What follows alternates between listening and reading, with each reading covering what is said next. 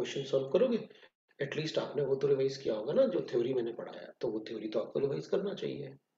तो अगर थ्योरी को रिवाइज किया है तो उस पे भी, उसमें भी अपन चेक कर सकते हैं।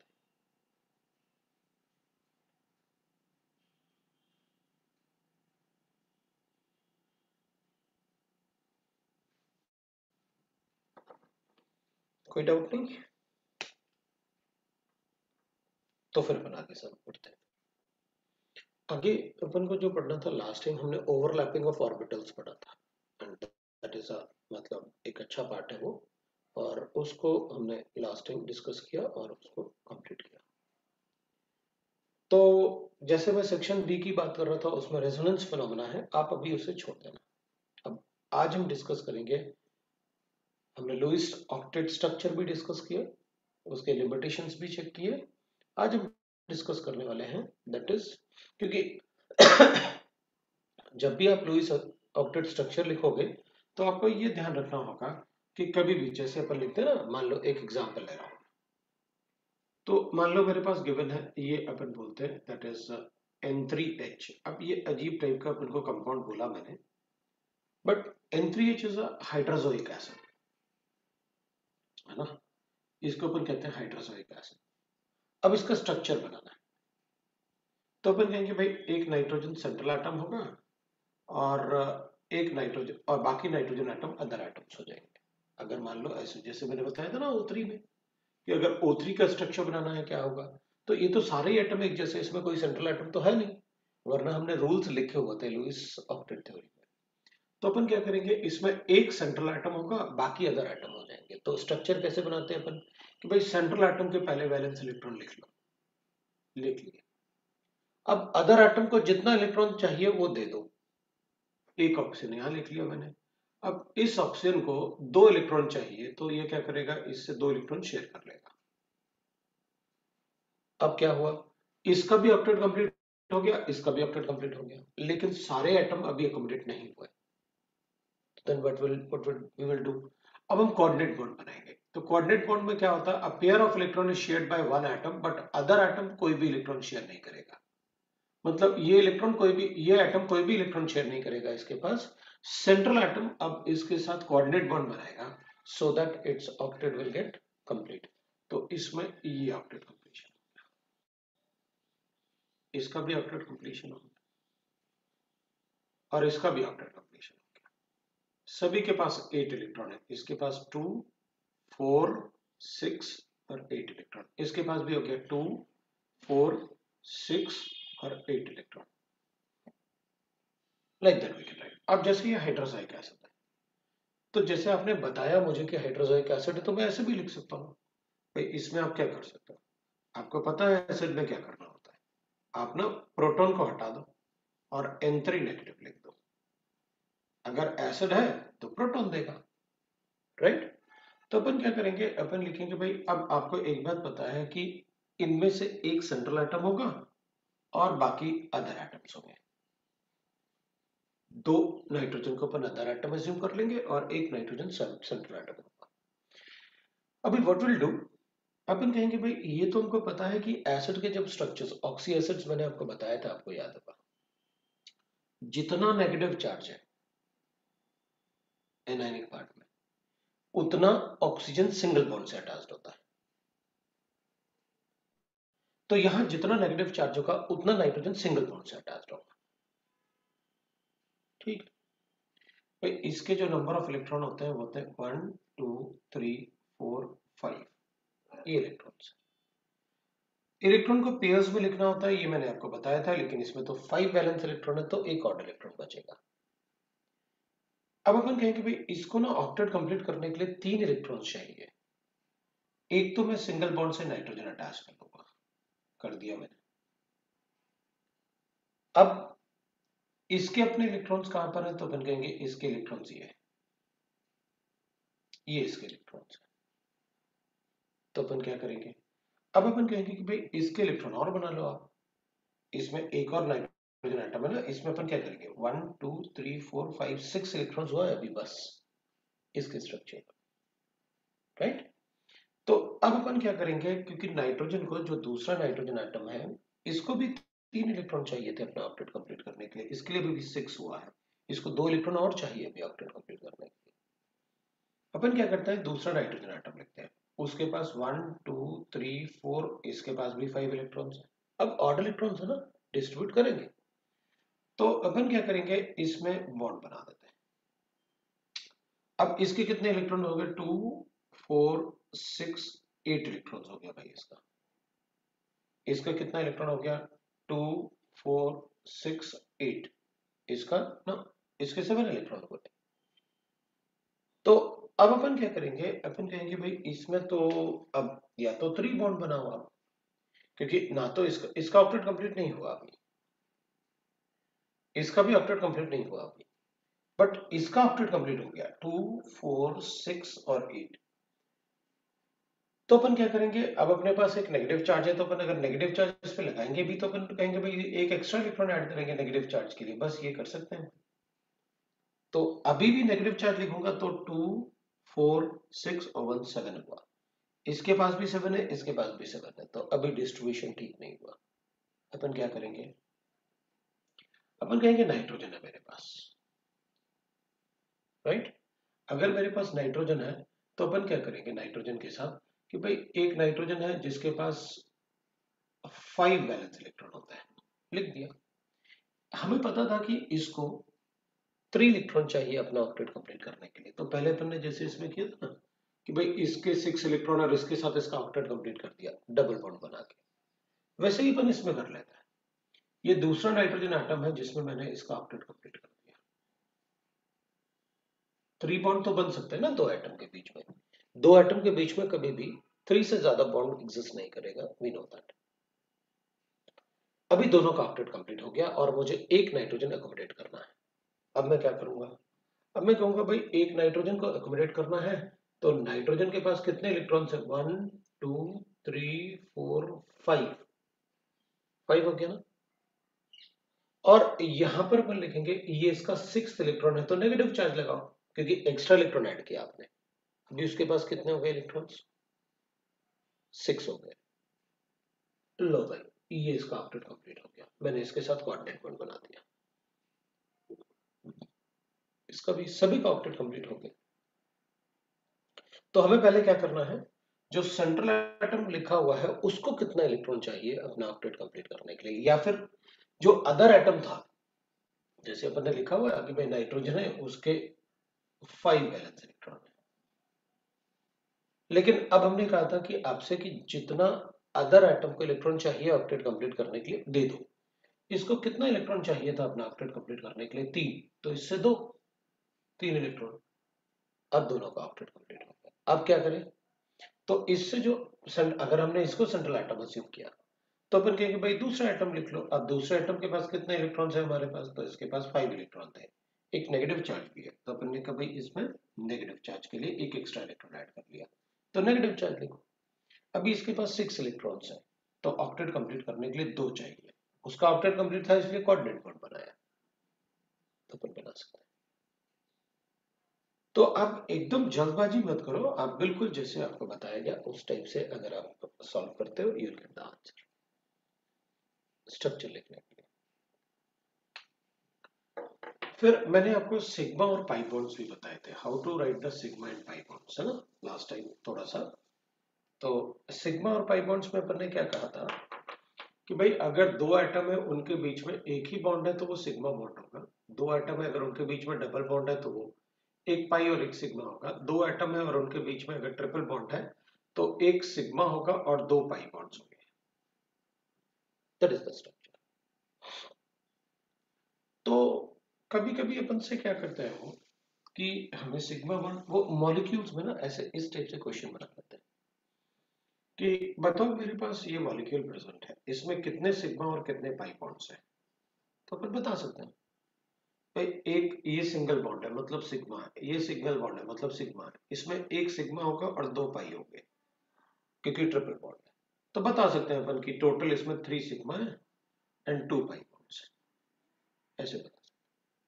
ट्रिपल बॉन्ड में एक सिग्मा होता है, दो पाई होता है। अगर मेरे पास ऐसे गिवन है सपोज, मतलब ऐसे सिग्मा और पाई बॉन्ड अपन से पूछ सकते हैं, तो अपन से कहेंगे भाई वो ऐसे ना CH3 C triple bond C और CH डबल बॉन्ड CH2 ऐसे है, बताओ कितने सिग्मा और पाई बॉन्ड्स है, बता देंगे भाई इधर। लेकिन इसको ना कार्बन की वैलेंसी, कार्बन कभी 4 से ज्यादा बॉन्ड नहीं बना सकता क्योंकि उसके वैलेंस इलेक्ट्रॉन 4 है। कभी भी कोई भी एटम अपने वैलेंस इलेक्ट्रॉन से ज्यादा बॉन्ड बना ही नहीं सकता, क्योंकि अगर नाइट्रोजन के सपोज करते हैं अपन 5 वैलेंस इलेक्ट्रॉन है, वैसे भी नाइट्रोजन कभी 5 बॉन्ड नहीं बनाता, लेकिन कोई भी एटम अपने वैलेंस इलेक्ट्रॉन से ज्यादा कभी बॉन्ड नहीं बना सकता। नाइट्रोजन 5 बॉन्ड क्यों नहीं बना सकता वो मैं थोड़ी देर में बताऊंगा। तो कार्बन की वैलेंसी अपन ना इसको थोड़ा सा हाइड्रोकार्बन के बारे में अपन को आइडिया होता है, अपन इसको ऐसे लिखें, ऐसे लिख लेते हैं अपन कि भाई ये इसका बॉन्ड्स होंगे, इस कंपाउंड के ये कार्बन हाइड्रोजन बॉन्ड्स ऐसे होंगे। अब ऐसे लिखा था तो थोड़ा अपन को मुश्किल हो सकता है सिग्मा बॉन्ड और पाई बॉन्ड काउंट करने में, अब हमें कोई डाउट नहीं होगा। कैसे? जहां भी अपन को सिंगल बॉन्ड दिख रहा है वहां क्या लिख दो, एक सिग्मा। तो अपन कहेंगे एक सिग्मा इधर हो गया, एक सिग्मा इधर हो गया, एक सिग्मा इधर हो गया, एक सिग्मा इधर, इधर एक सिग्मा 2 पाई हो गया, इधर एक सिग्मा होगा, इधर एक सिग्मा होगा, इधर एक सिग्मा एक पाई होगा, इधर एक सिग्मा होगा, इधर एक सिग्मा होगा। हम कैलकुलेट कर सकते हैं कितने सिग्मा बॉन्ड्स। तो अपन कहेंगे भाई 1 2 3 4 5 6 7 8 9 10 सिग्मा हो गया। एंड पाई बॉन्ड कितना हो जाएगा, तो कहेंगे भाई इसमें 2 पाई बॉन्ड है, 1 pi bond and 3 pi bonds, बता सकते। तो यहाँ पर मतलब अपन वेरिएबल टोटल, और कई बार ऐसे भी पूछ लेते हैं मुझसे, जैसे बेंजीन होता है तो बेंजीन का स्ट्रक्चर ऐसे होता है। मेरे ख्याल से सभी को थोड़ा थोड़ा आइडिया है कि बेंजीन का स्ट्रक्चर कैसे होता है। This is benzene, upon benzene को ऐसे लिखते हैं, दिस इज बेंजीन, ऐसे डबल बॉन्ड भी होता है उसमें। अब बेंजीन के स्ट्रक्चर में अपन से पूछेंगे how many sigma and pi bonds are present. तो इसमें सिग्मा बॉन्ड और पाई बॉन्ड चेक करेंगे तो ये वाला पहले इसकी बात कर लेते हैं, sigma sigma sigma sigma sigma और सिग्मा। पाई बॉन्ड तो अपन को 3 ही दिख रहे हैं क्योंकि डबल बॉन्ड होगा तो 3 होगा, ये दोनों कार्बन एटम्स हो गए, ये 6 कार्बन एटम्स हैं जो यहाँ पर लिखे हुए हैं। तो पाई बॉन्ड तो ये डबल बॉन्ड होगा तो एक पाई बॉन्ड होगा, लेकिन उसमें एक सिग्मा भी होगा, तो सिग्मा एक इधर भी होगा, ये वाला सिग्मा, ये वाला भी सिग्मा, मतलब इधर ये सिग्मा बॉन्ड्स भी होंगे सारे के सारे, इधर भी सिग्मा होगा ये सब। तो ये एक सिग्मा, दो सिग्मा, तीन सिग्मा, चार सिग्मा, पांच सिग्मा, छह सिग्मा। तो अब अपन अगर कैलकुलेट करेंगे ना इसको, तो ये वाले सिग्मा मैं नहीं लिखता हूँ, ठीक है ना, इनको हटा लेता हूँ क्योंकि अपन को पता है अगर जहां पाई बॉन्ड लिखोगे वहां सिग्मा तो 100% होगा।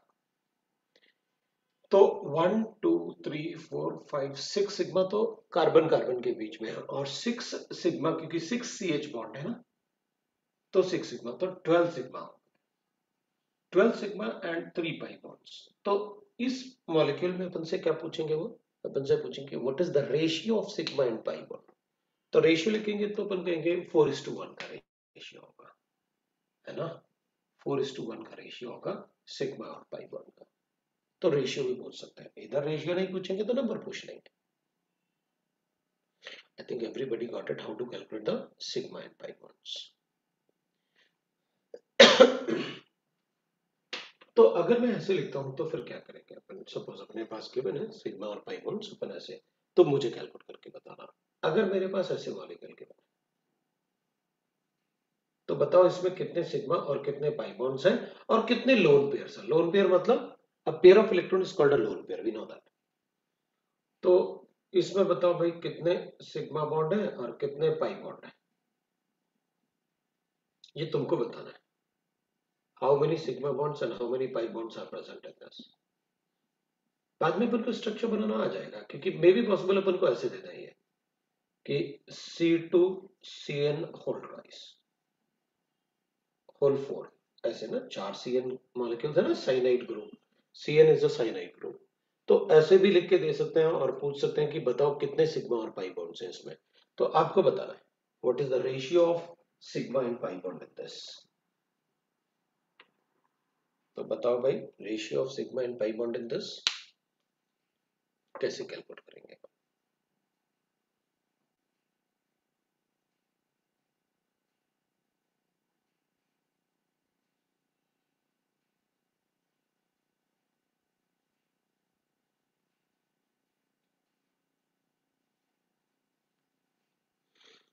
1:1 का रेशियो। चलो एक आंसर आया अपने पास। आपको आंसर लिखना पड़ेगा, मतलब कैलकुलेट तो करना पड़ेगा आपको। How many sigma and how many pi bonds are present, सबको बताना चाहिए। और अगर समझ में नहीं आया तो आप फिर से बोलो, मैं फिर बताऊंगा, कोई प्रॉब्लम नहीं।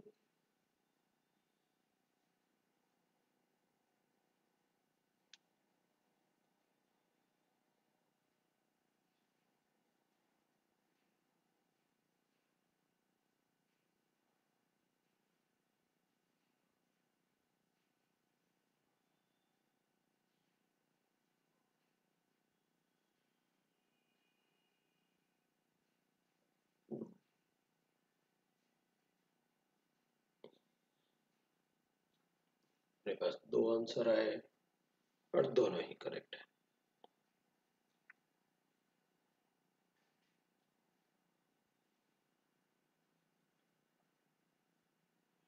किया कैलकुलेट?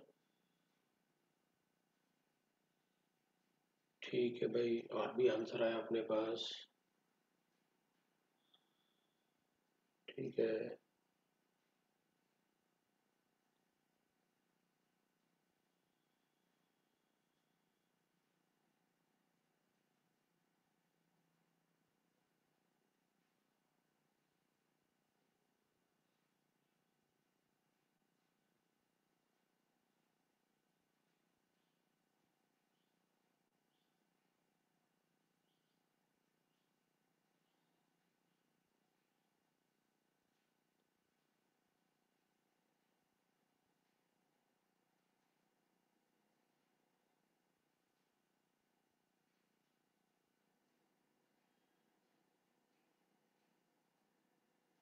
बस इतने ही लोग बताएंगे।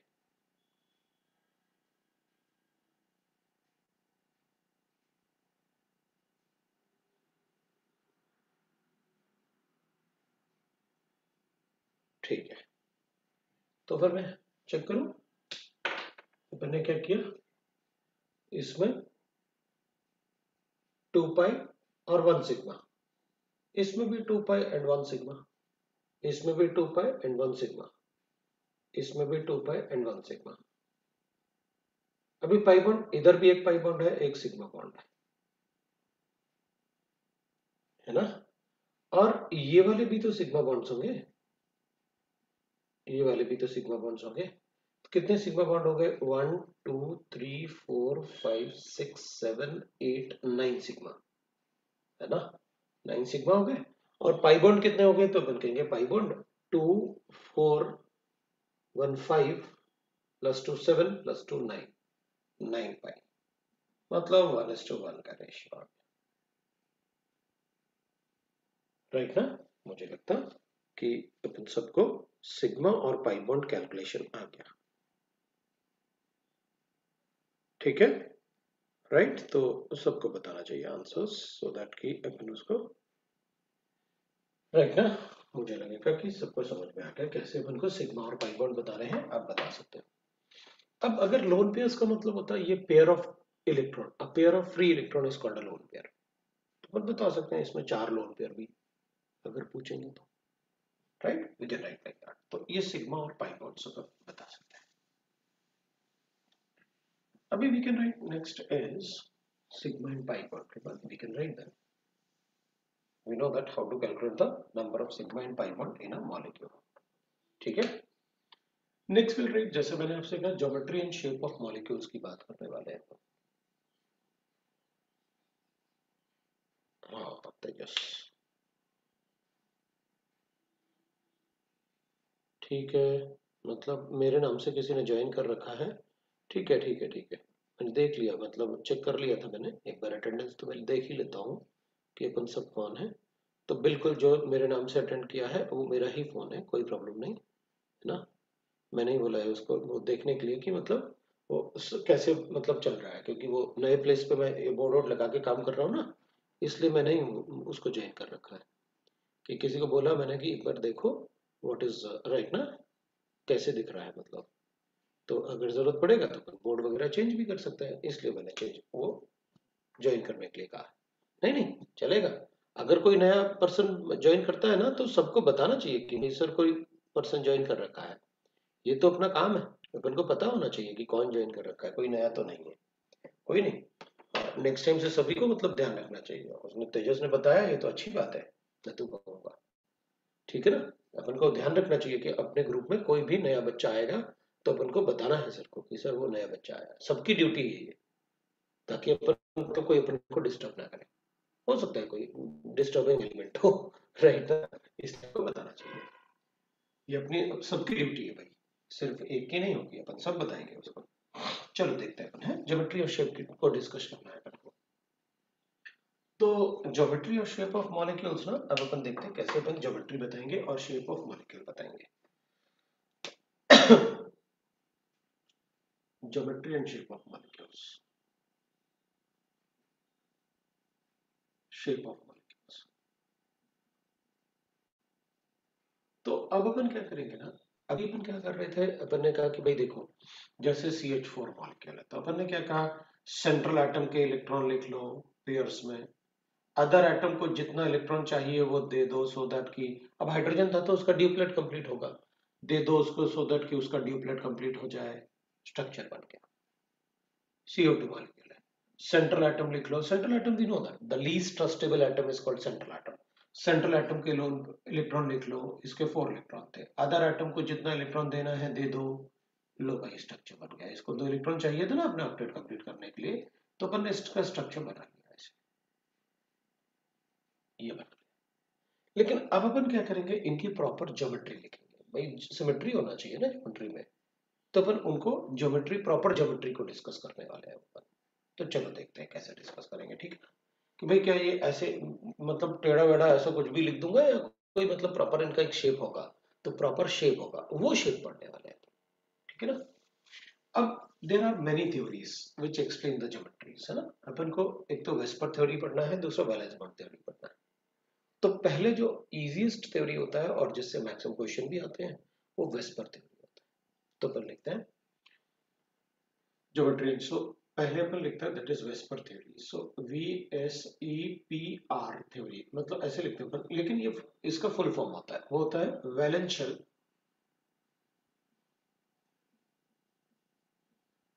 इलेक्ट्रॉन पेयर रिपल्शन थ्योरी, है ना, electron pair repulsion theory, repulsion theory, ठीक है ना, दिस इज वेस्पर थ्योरी। तो अब वेस्पर थ्योरी में क्या होता है कि भाई दिस थ्योरी एक्सप्लेन, ये एक तरीके से वेरी फर्स्ट थ्योरी था जिसने अपन को बताया कि हाउ टू मतलब tell that the geometry and structure of shape of molecules। तो इसके certain postulates होते हैं, उनको बाकी कुछ ऐसे एक्सप्लेन नहीं करना होता, इसके postulate ही अपन को बताना होता है। What are the postulate we have to, अब postulate का मतलब अपन को पता है क्या है, postulate मतलब जो आपको बताया जाएगा, जो थ्योरी में अपन को बताया गया, जो एक्सप्लेन किया गया, ये theory is given by Hitler and London, ठीक है ना। तो वो थ्योरी दैट इट इज, वो हिटलर नहीं जो मैं बोल रहा था, ये अलग है। तो वो मतलब उसने ये थ्योरी अपन को एक्सप्लेन किया था और उसने बताया था कि भाई ये रूल्स आपको फॉलो करने हैं, मतलब पोस्टुलेट का मतलब होता है दोज आर द रूल्स जो आपको फॉलो करने हैं। तो shape of molecules, geometry and shape दोनों ही बोल देते हैं अपन, क्योंकि ज्योमेट्री अलग, कभी कभी अपन ज्योमेट्री को डिफरेंट लिखेंगे, shape. So geometry and shape of molecule, shape of a molecule is calculated by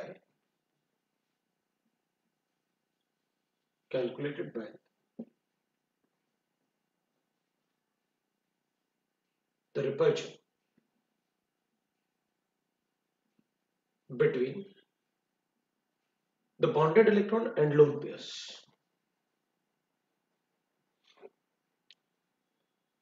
The bonded electron and lone pair on central atom. इससे अपन कैलकुलेट करेंगे किसी भी सेंट्रल एटम के अराउंड जो अपन बॉन्ड लिखेंगे ना, भाई अगर बॉन्ड लिखा तो इनमें रिपल्शन होगा, तो इनमें जो आपस में रिपल्शन होगा, तो रिपल्शन अगर होगा तो वो मैक्सिमम अपार्ट एक दूसरे से स्टेबलाइज हो जाएंगे, तो एक दूसरे से काफी दूर जाएंगे और फिर वहां स्टेबल हो जाएंगे। ठीक है भाई, ठीक है ना। Lone pair on the central atom, so lone pair on central atom, या फिर अपन लिखेंगे lone pair present in valence shell of central atom. Central atom मतलब we have to write that कि we have to consider always the, क्योंकि bonding हमेशा valence shell से होता है, बॉन्डिंग हमेशा वैलेंस शेल से ही होता है, इनर शेल इलेक्ट्रॉन कभी इन्वॉल्व नहीं होता। अपन को पता है कि भाई देखो, जैसे क्लोरीन होता है, तो क्लोरीन के 17 इलेक्ट्रॉन होते हैं, तो यहां पर 2 इलेक्ट्रॉन होते हैं, यहां पर 8 इलेक्ट्रॉन होते हैं, और यहां पर क्लोरीन में 7 इलेक्ट्रॉन होते हैं। अब अपन को एक बात पता है कि क्लोरीन कभी भी एक से ज्यादा बॉन्ड नहीं बनाएगा इलेक्ट्रॉन लेके। मतलब अगर मेरे पास हाइड्रोजन है, तो ये हाइड्रोजन से अपना एक इलेक्ट्रॉन शेयर कर लेगा बस। ये हाइड्रोजन का इलेक्ट्रॉन जैसे क्लोरीन होता है अपन लिखते हैं, तो हर बार अपन वैलेंस इलेक्ट्रॉन ही क्यों लिखते हैं, क्योंकि बॉन्डिंग होती है वैलेंस शेल से। इनर शेल इलेक्ट्रॉन कभी भी इन्वॉल्व नहीं होगा बॉन्डिंग, बॉन्डिंग सिर्फ वैलेंस शेल से होता है। तभी अपन बोलते हैं ना, अच्छा कितना इलेक्ट्रॉन इसको चाहिए ऑक्टेट कंप्लीट करने के लिए, एक तो वो किसी के साथ भी अगर शेयरिंग करेगा इलेक्ट्रॉन का, तो एक ही शेयरिंग करेगा बस। कोऑर्डिनेट बॉन्ड से किसी को भी इलेक्ट्रॉन दे सकता है, लेकिन ये बाकी अगर किसी से इलेक्ट्रॉन लेगा तो एक से ज्यादा नहीं ले सकता, शेयर करेगा तो एक से ज्यादा शेयर नहीं कर सकता, क्योंकि उसका ऑक्टेट कंप्लीट हो जाएगा फिर हाइड्रोजन से इलेक्ट्रॉन शेयर करेगा तो ये बात अपन को पता है। तो हमेशा क्या होता है, अपन ने इसमें वही लिखा हुआ है कि भाई अगर मुझे ज्योमेट्री और शेप बताना है, तो ऑब्वियस सी बात है सेंट्रल एटम से बताएंगे, और सेंट्रल एटम के बॉन्डेड पेयर कितने हैं उसके पास, मतलब कितने बॉन्ड बनाए हैं उसने और कितने इलेक्ट्रॉन लेफ्ट। जैसे क्लोरीन में HCl में क्लोरीन पे 3 लोन पेयर्स थे, तो वो ज्योमेट्री और शेप उनके बीच में जो रिपल्शन होता है उसी से अपन डिसाइड करते हैं, और वो मैं बताऊंगा। पहले पोस्टुलेट पर लिख लेते हैं क्या फॉलो करना है, फिर मैं आपको एक्सप्लेन करूंगा ये सारा पार्ट क्या फॉलो करना है, अपन पहले वो लिख ले रहे हैं। Bond angle is always calculated, bond angle is always calculated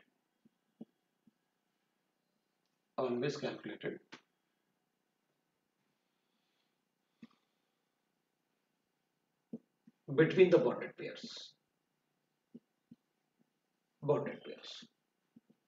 अब थोड़ा सा मीनिंग भी समझते जाते हैं अपन। बॉन्डेड पेयर्स का मतलब हो गया जैसे NH3 मॉलिक्यूल है, अपन सब फैमिलियर है अमोनिया मॉलिक्यूल से, तो अमोनिया में nitrogen is the central atom, क्योंकि वो हमारे ट्रस्टेबल सीरीज में लास्ट में था। अच्छा, सेंट्रल एटम का एक और कंसेप्ट होता है, शायद मैंने आपको बताया होगा, कि जो मोस्ट इलेक्ट्रोपॉजिटिव एटम होता है ना, मोस्ट इलेक्ट्रोपॉजिटिव एटम होता है ना इन द मॉलिक्यूल, वो भी सेंट्रल एटम होता है। बट उससे 100% क्वेश्चन सॉल्व नहीं होते, लेकिन अगर हम ट्रस्टेबल सीरीज से सेंट्रल एटम को कैलकुलेट करें ना, तो कभी गलती नहीं होती। इसलिए मैं हर बार ट्रस्टेबल सीरीज के बारे में बोलता हूँ। लेकिन आप सेंट्रल एटम के लिए ऐसे भी बोल सकते हैं, दैट इज सेंट्रल एटम ना द इलेक्ट्रोपॉजिटिव एटम, क्योंकि ये भी इलेक्ट्रोपॉजिटिव एटम है, हाइड्रोजन नाइट्रोजन से ज्यादा इलेक्ट्रोपॉजिटिव। बट अगर कभी ऐसे लिखा हुआ है PCl5, तो फिर क्या पता है ये ज्यादा इलेक्ट्रोपॉजिटिव है, ये सेंट्रल एटम होगा, राइट ना। तो इस टाइप से अपन बता सकते हैं कि भाई CO2, carbon is more electropositive than oxygen, तो कार्बन सेंट्रल एटम है। तो कभी कभी वैलिड होता है इलेक्ट्रोपॉजिटिव वाला कंसेप्ट, कभी नहीं होता है। तो फिर अपन क्या करते हैं कि भाई ठीक है, फिर हमें नहीं चाहिए ये वो वाला कंसेप्ट, हम तो ये कहेंगे कि द लीस्ट ट्रस्टेबल एटम, ये ट्रस्टेबल सीरीज में नहीं था, ये था, मतलब ये ज्यादा ट्रस्टेबल है इससे। ये ट्रस्टेबल सीरीज में था, ये नहीं था, मतलब ऑक्सीजन ज्यादा ट्रस्टेबल। हाइड्रोजन ट्रस्टेबल सीरीज में था, नाइट्रोजन आपने लास्ट में लिखा हुआ था, मतलब लेस ट्रस्टेबल। वो कभी गलती नहीं होती अपन से उससे, इससे अपन, इसलिए अपन उसी से पढ़ेंगे। मैं बात कर रहा था अमोनिया की। अमोनिया में क्या होता है ना, नाइट्रोजन जो होता है ना, उसके वैलेंस इलेक्ट्रॉन कितने होते हैं, 5। कितने हाइड्रोजन हैं, 3। अपन ने ऐसे बना दिया, ये हाइड्रोजन के इलेक्ट्रॉन्स हैं जो क्रॉस किए अपन ने। तो अपन क्या बोलेंगे कि देखो भाई, यहाँ पर जो आपने मुझसे कहा है, यहाँ पर जो लिखा अपन ने यहां पर अपन लिखेंगे कि देखो ये जो बॉन्डेड है ना, a pair of electron which is bonded involve in bonding, इसको अपन बॉन्ड पेयर बोलते हैं। Bonded, bonded electrons, bonded electron, bonded electron. जो बॉन्डेड नहीं होता है ये लोन पेयर होता है। A pair of electron which is not bonded is called lone pair, free electrons. तो मैंने यहां पर लिखा ना, bond angle is always calculated between the bonded pairs, मतलब आपको बॉन्ड एंगल इनके ही बीच में कैलकुलेट कर सकते हो, यहां कैलकुलेट नहीं हो सकता बॉन्ड एंगल। क्यों? क्योंकि वो तो लोन पेयर बॉन्ड पेयर है, राइट? तो वो अपन को समझना है बॉन्डेड पेयर में और लोन पेयर में, ठीक है। दूसरा अपन लिखेंगे, अब मैं बताऊंगा फिर ज्योमेट्रिक, जैसे मैंने आपसे कहा। Third we will write that repulsion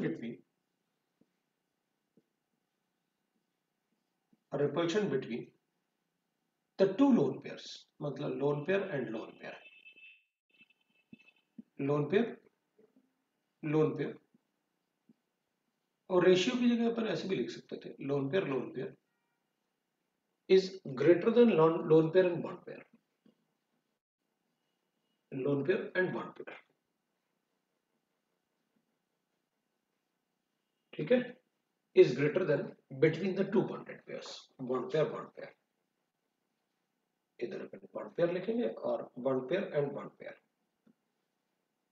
and bond pair.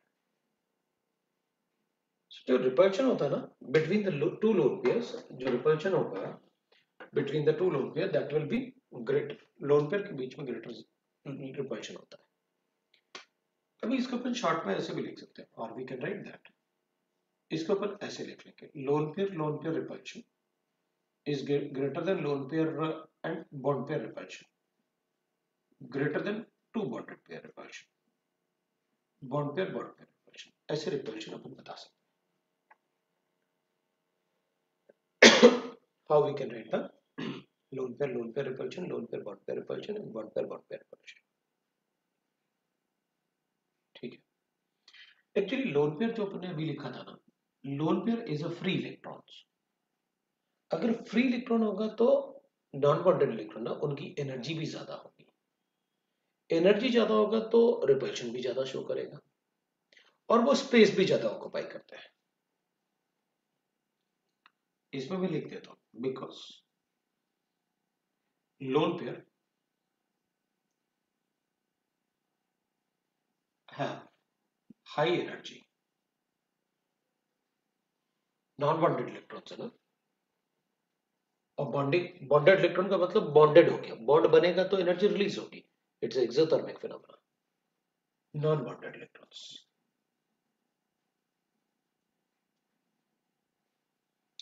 and occupies more space around central atom, occupies more space around central atom, around central atom, central atom, अपन ऐसे बता सकते हैं,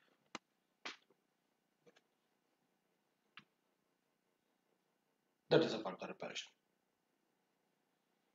फिर अपन लिख सकते हैं बॉन्ड लेंथ, बॉन्ड लेंथ। वैसे तो अपन कहेंगे अगर कोई एटम है अपने पास तो बॉन्ड लेंथ अपन बता सकते हैं, ट्रिपल बॉन्ड का बॉन्ड लेंथ ज्यादा होगा डबल बॉन्ड से, और डबल बॉन्ड का बॉन्ड लेंथ ज्यादा होगा सिंगल बॉन्ड से। ट्रिपल बॉन्ड, पहले अपन सिंगल बॉन्ड कहेंगे कि ट्रिपल बॉन्ड तो बहुत छोटा होगा, बॉन्ड लेंथ, सिंगल बॉन्ड का बॉन्ड लेंथ ज्यादा होगा हमेशा डबल बॉन्ड से, और डबल बॉन्ड से इसका ज्यादा होगा ट्रिपल बॉन्ड से। मतलब अपन बता सकते हैं ऐसे, है ना, अपन ऐसे लिख सकते हैं, और सिंगल बॉन्ड डबल बॉन्ड से ज्यादा होगा ट्रिपल बॉन्ड से, डबल बॉन्ड ज्यादा बॉन्ड लेंथ होगा ट्रिपल बॉन्ड से। अब इसमें ही अपन ऐसे बता सकते हैं कि भाई दैट इज, अपन ऐसे लिख सकते हैं बॉन्ड एनर्जी। अगर अपन बॉन्ड एनर्जी की बात करेंगे, है ना, तो ऑब्वियस ही बात है ट्रिपल बॉन्ड का मतलब होता है, एंड मैंने आपको बॉन्डिंग भी बताया था, ट्रिपल बॉन्ड का मतलब, सिंगल बॉन्ड का मतलब होगा मेरे पास एक ही मार्कर है, इसको ब्रेक करना है, अगर मेरे पास दो मार्कर हो गया ऐसे दो एटम के बीच में, तो इसको ब्रेक करना थोड़ा मुश्किल होगा। अगर दो एटम के बीच में तीन मार्कर है, तब तो इनको ब्रेक करना और भी मुश्किल होगा। तो फिर सबसे ज्यादा बॉन्ड एनर्जी किसकी होगी? तो फिर कहेंगे ट्रिपल बॉन्ड की, क्योंकि इसको ब्रेक करना मुश्किल होगा। Energy required to break a bond is bond energy. तो बॉन्ड एनर्जी इज द, पहले अपन लिख भी देते हैं भाई, बॉन्ड एनर्जी क्या होता है? Is the energy required to break a bond. Energy required to break bond a bond, that is bond energy. तो अपन क्लियरली बोल सकते हैं कि अगर तीन बॉन्ड है तो इनको ब्रेक करना बहुत मुश्किल है दो के कंपैरिजन में, दो को ब्रेक करना मुश्किल है एक के कंपैरिजन में। तो अपन बता सकते हैं देयरफॉर बॉन्ड एनर्जी है ना of triple bond is greater then double bond is greater then single bond, ऐसे। फिर तो मैं एक बात लिख सकता हूं, अगर इन दोनों को ऑर्डर को चेक करूंगा ना, तो दे आर रिवर्स। तो मैं बोल सकता हूं कि bond energy is inversely proportional to bond length. Bond energy is inversely proportional to bond length, बिल्कुल बोल सकते हैं अपन। तो अपन लिख सकते हैं thus bond energy is inversely proportional to bond length. Bond energy is inversely proportional to bond length. ये बता सकते हैं जिसका बॉन्ड लेंथ ज्यादा होगा उसकी बॉन्ड एनर्जी कम होगी, तो they are inversely proportional, right? ठीक है। सो वी गॉट दैट कि भाई अपन को कैसे डिसाइड करना है द स्ट्रक्चरल ज्योमेट्री। अब अपन चेक करेंगे एक बार नेक्स्ट पॉइंट में the probable geometry of the molecules. Upon geometry की बात करते हैं, मैं इसको हटाता हूं और अपन ज्योमेट्री की बात करते हैं कि how to write the geometry of the molecule.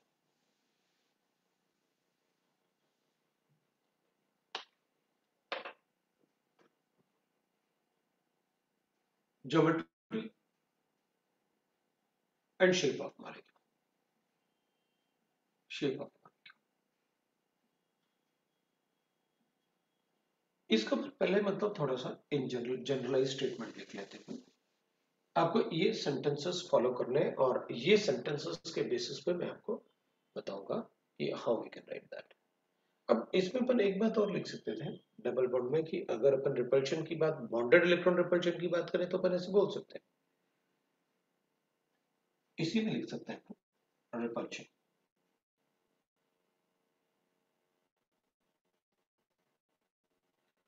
Repulsion की बात लिख सकते हैं, repulsion between the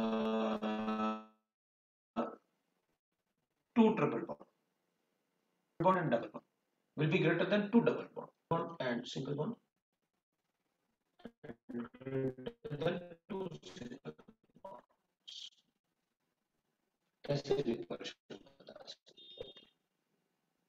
वो क्यों? इलेक्ट्रॉन शेयर करेंगे 6। तो दो ट्रिपल बॉन्ड के बीच में रिपल्शन का मतलब क्या हुआ?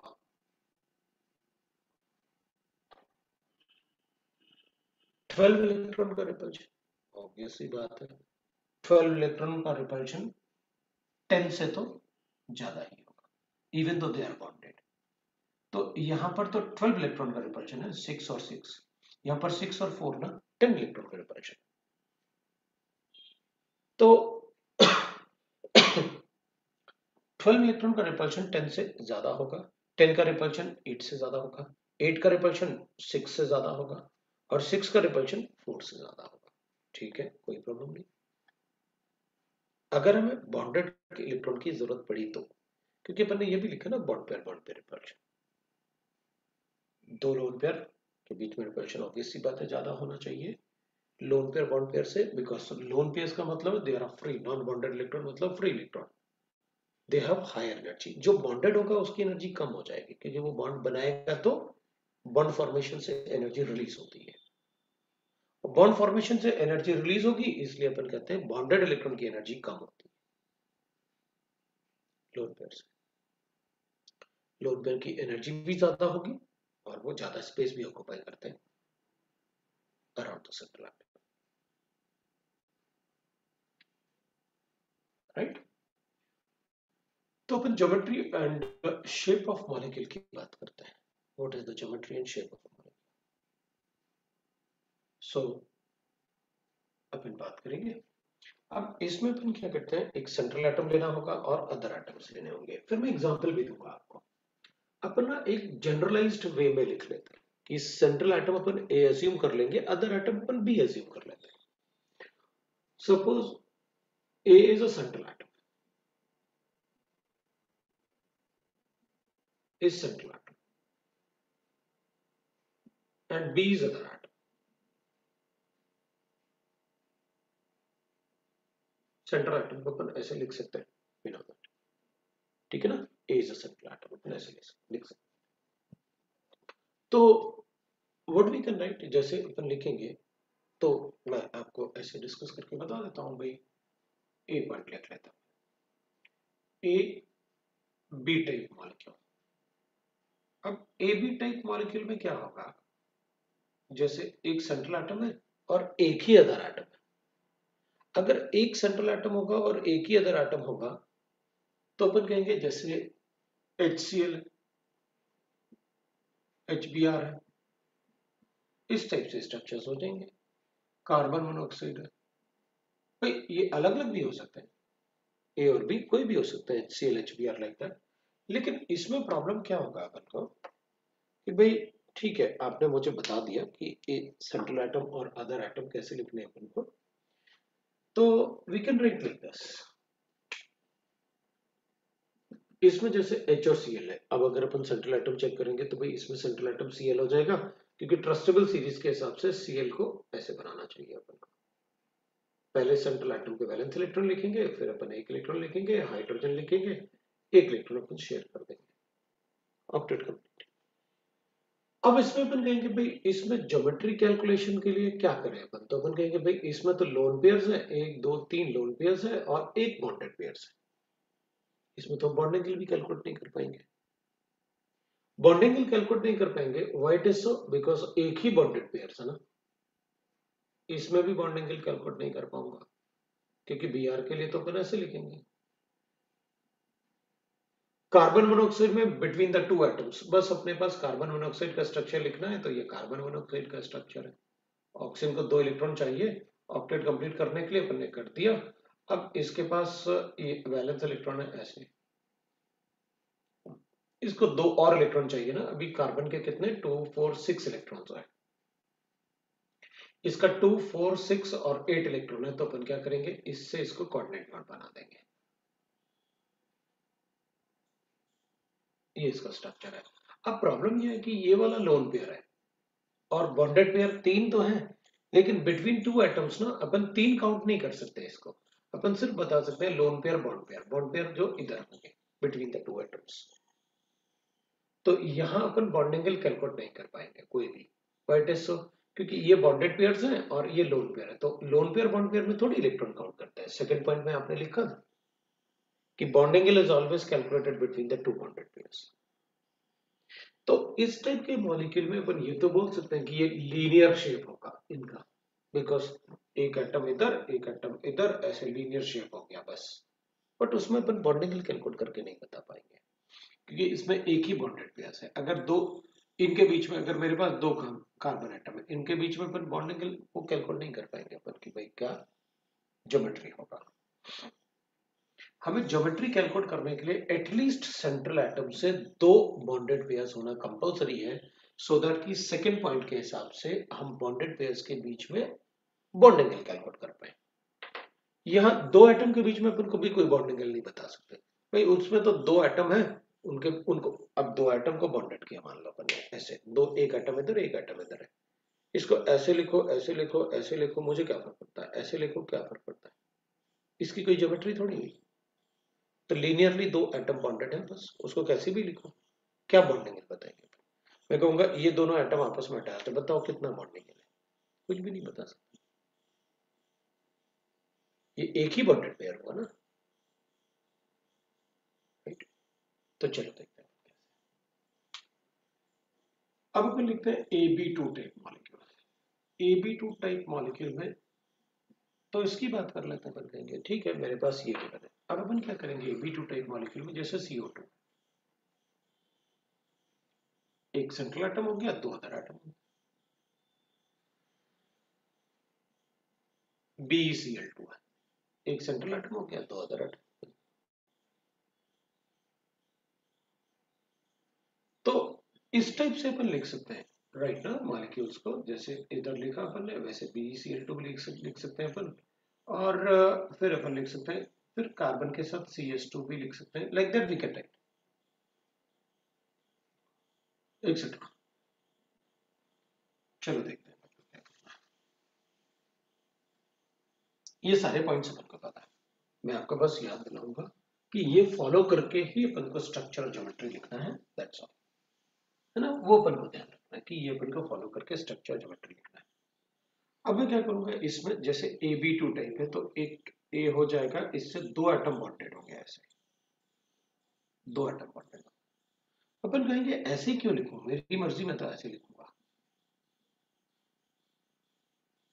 तो देखो, कोई भी मॉलिक्यूल जो होगा ना, उसका सेंट्रल एटम अपने अराउंड अदर एटम को ऐसे प्लेस करेगा कि उनमें रिपल्शन मिनिमम हो, क्योंकि जब उनमें रिपल्शन मिनिमम होगा तो मिनिमम रिपल्शन का मतलब है मैक्सिमम स्टेबिलिटी, क्योंकि अगर रिपल्शन हुआ तो एनर्जी बढ़ेगी, एनर्जी बढ़ेगी तो उस मॉलिक्यूल के पास अगर एनर्जी ज्यादा है तो स्टेबिलिटी कम होगी, ज्यादा स्टेबिलिटी कब होती है, जब एनर्जी कम होती है। तो हमारी भी स्टेबिलिटी ज्यादा कब होगी, हम चुपचाप आराम से कब बैठे होंगे, जब हमारी एनर्जी डाउन हो जाएगी। एनर्जी, खाना पीना खाया और एनर्जी अगर ज्यादा है तो खेल कूद करते रहेंगे, तो जिसकी एनर्जी कम होगी उसकी स्टेबिलिटी ज्यादा होगी। तो अपन क्या करेंगे, कोई भी मॉलिक्यूल अपने अराउंड एटम्स को इस टाइप से प्लेस करना चाहता है so that the energy of the molecule is minimum. If the energy of the molecule is minimum, stability will be maximum. तो अपन चेक करेंगे, अगर मेरे पास सेंट्रल एटम से दो बॉन्ड बनाने हैं अपन को, एक अपन ने ये सेंट्रल एटम है तो इसमें आपने ये ब्लैक वाले पार्ट को अपन अदर एटम अज्यूम कर लेंगे, ये हमेशा कैप को है। तो अगर मैं ये कैप को ऐसे रखूंगा तो इन दोनों के बीच में रिपल्शन कम होगा, या ऐसे रखूंगा तो रिपल्शन कम होगा। तो फिर कहेंगे भाई इसमें तो ये दोनों पास पास है, तब तो इनमें रिपल्शन ज्यादा होगा, ये दूर है, इससे ज्यादा दूर हो भी नहीं सकते, ये मैक्सिमम पार्ट में तो 180 डिग्री ना, तो 180 इधर भी है 180 इधर से भी है।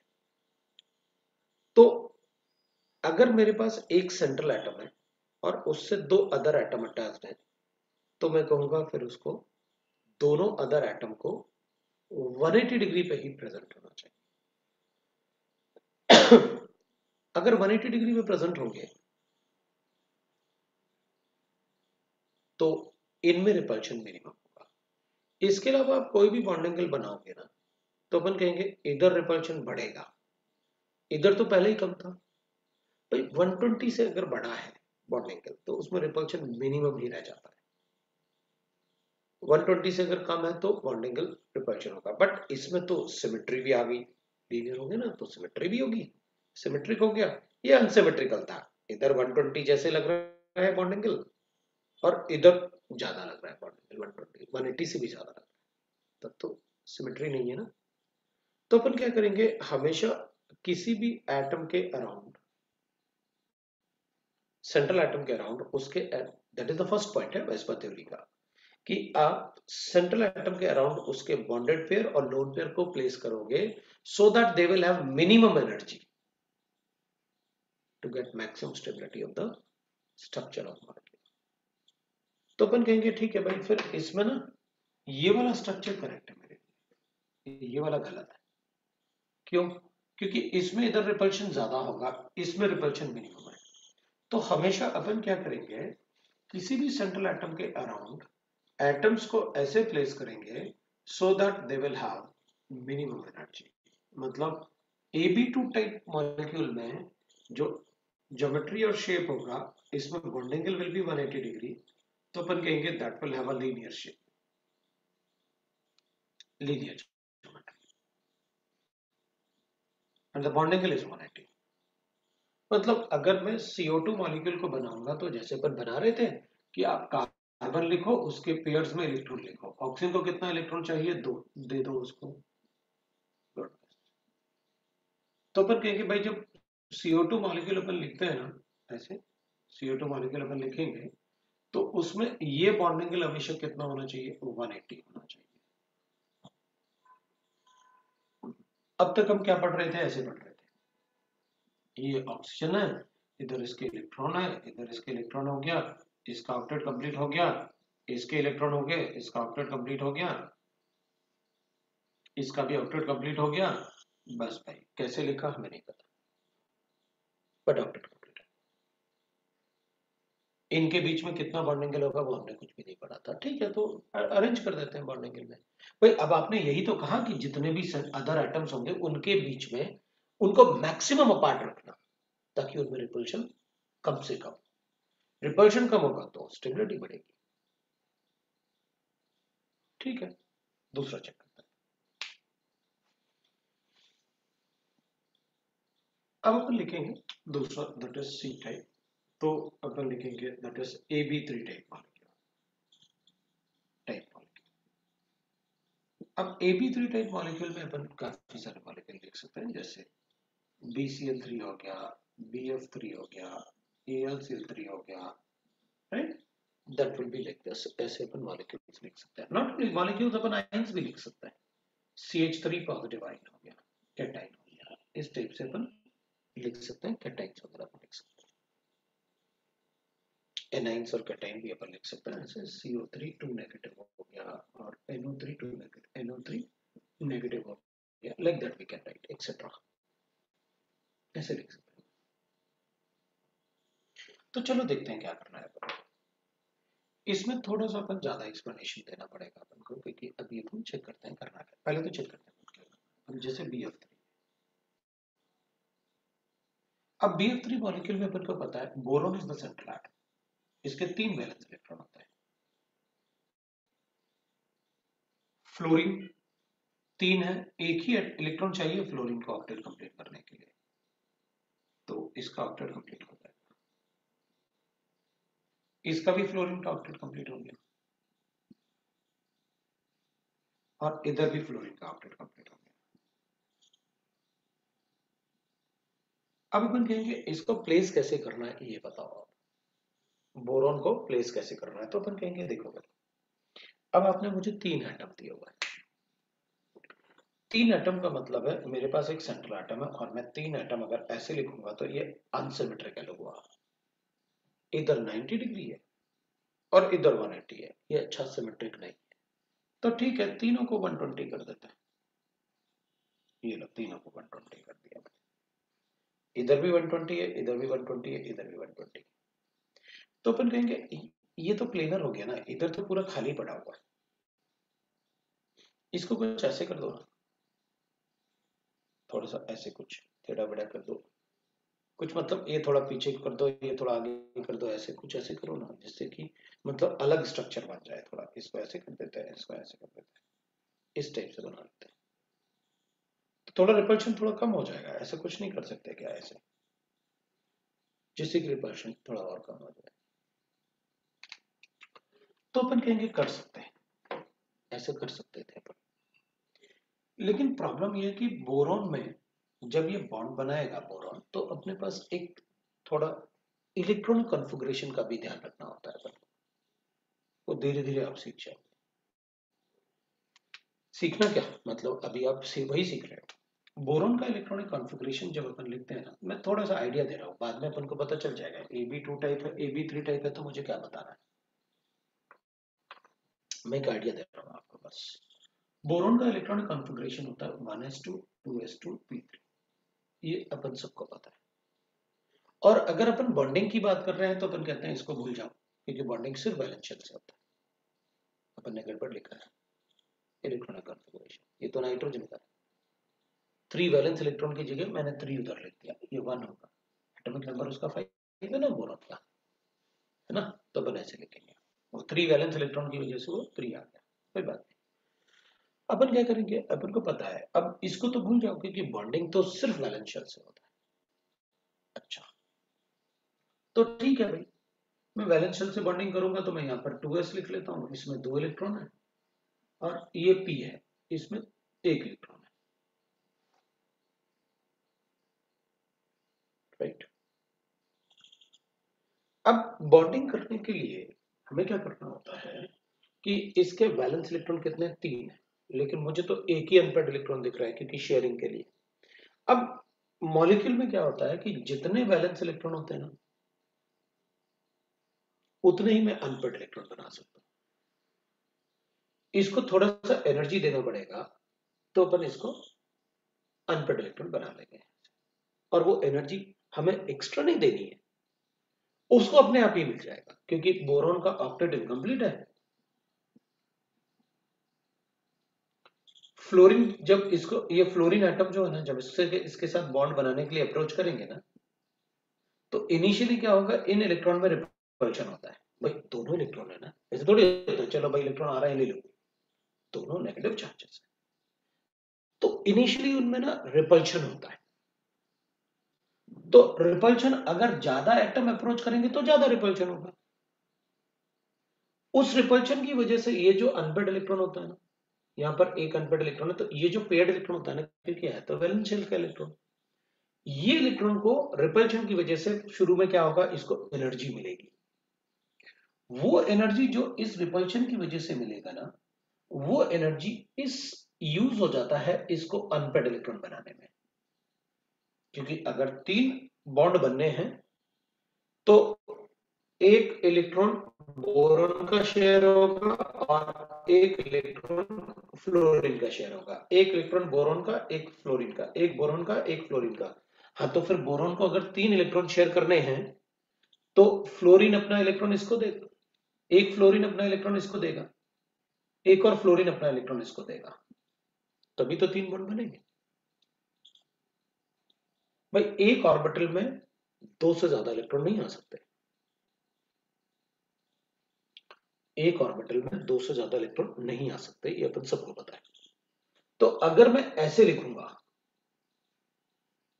इलेक्ट्रॉनिक कॉन्फ़िगरेशन बोरॉन का, तो अपन कहेंगे भाई इसमें तो एक ही अनपेड इलेक्ट्रॉन है, किसी एक फ्लोरीन से बॉन्ड बना लो, इसमें कोई इलेक्ट्रॉन अकोमोडेट हो ही नहीं सकता।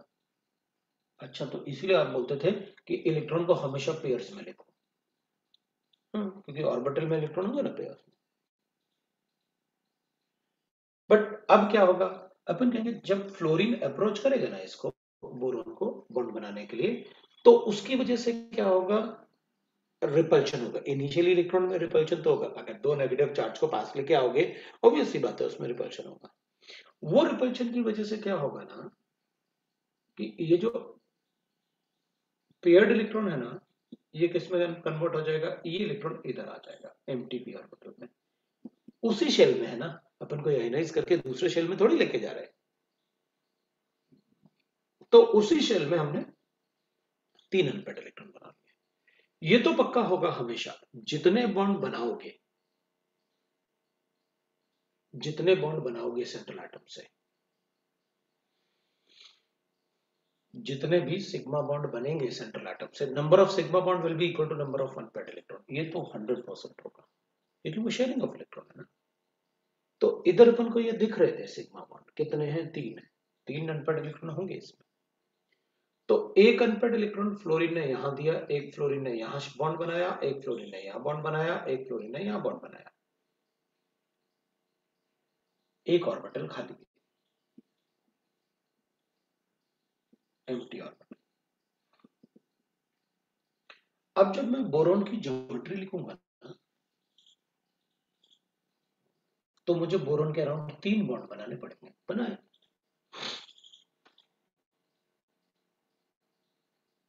और एक एम्प्टी ऑर्बिटल को भी अकोमोडेट करना होगा। अब खाली ऑर्बिटल है तो दिखेगा नहीं अपन को, लेकिन आपको बोरोन के साथ उसको अकोमोडेट करना कंपलसरी है। तो अपन क्या करेंगे उसमें,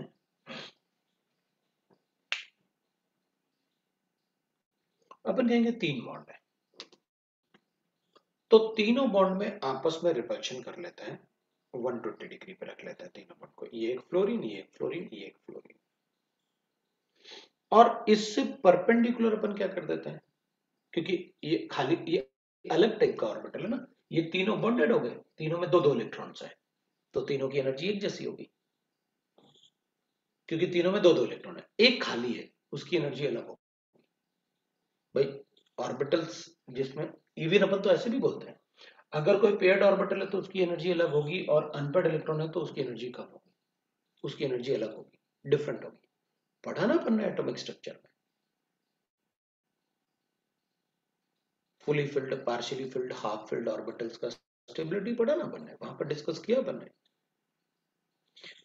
तो अपन क्या करेंगे, इससे एम्प्टी ऑर्बिटल ऐसे अरेंज करते हैं सो दैट कि इसका इंटरेक्शन सभी के साथ एक जैसा हो।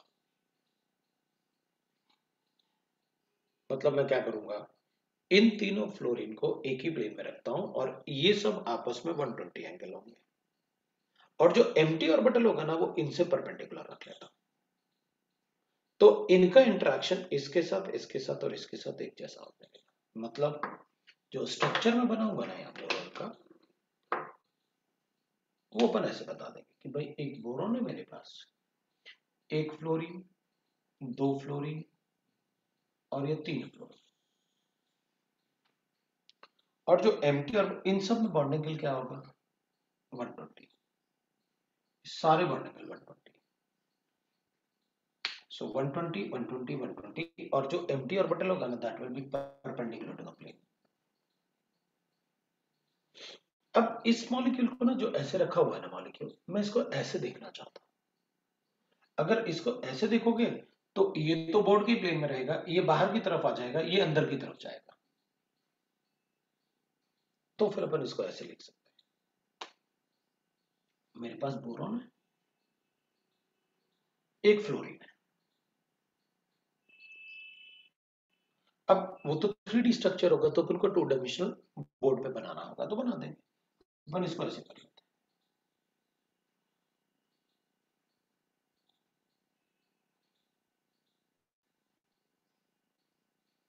ये ऐसे बॉन्डेड होगा, ऐसे बता देंगे। अब इसका मतलब होता है जो ये लिखा हुआ है ना, इसको अपन कहते हैं डैश बॉन्ड,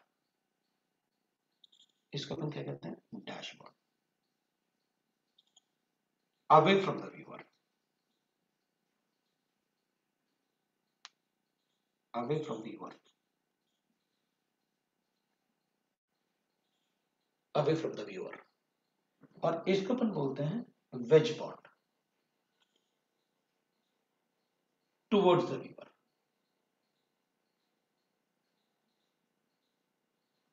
इसको अपन कहते हैं वेज बॉन्ड, जो टुवर्ड्स द व्यूअर। अब मैं इसको एक बार आपको बता देता हूं कैसे है, कि अपन ने क्या बनाया हुआ है। पहले ना आपने ऐसे बताया था मुझे, ऐसे बताया था,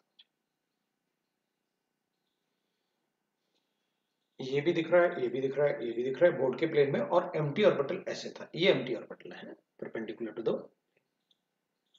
अब आप मुझे क्या करना चाहते हो, अब आप ना इसको ऐसे दिखाना चाहते हो मुझे, तो ये तो बोर्ड के प्लेन में रहा, क्योंकि आपने तो इसको ऐसे किया बस, ये बोर्ड से अंदर चला गया और ये बोर्ड से बाहर आ गया। तो आप यहां से देख रहे थे ना पहले, यहां से,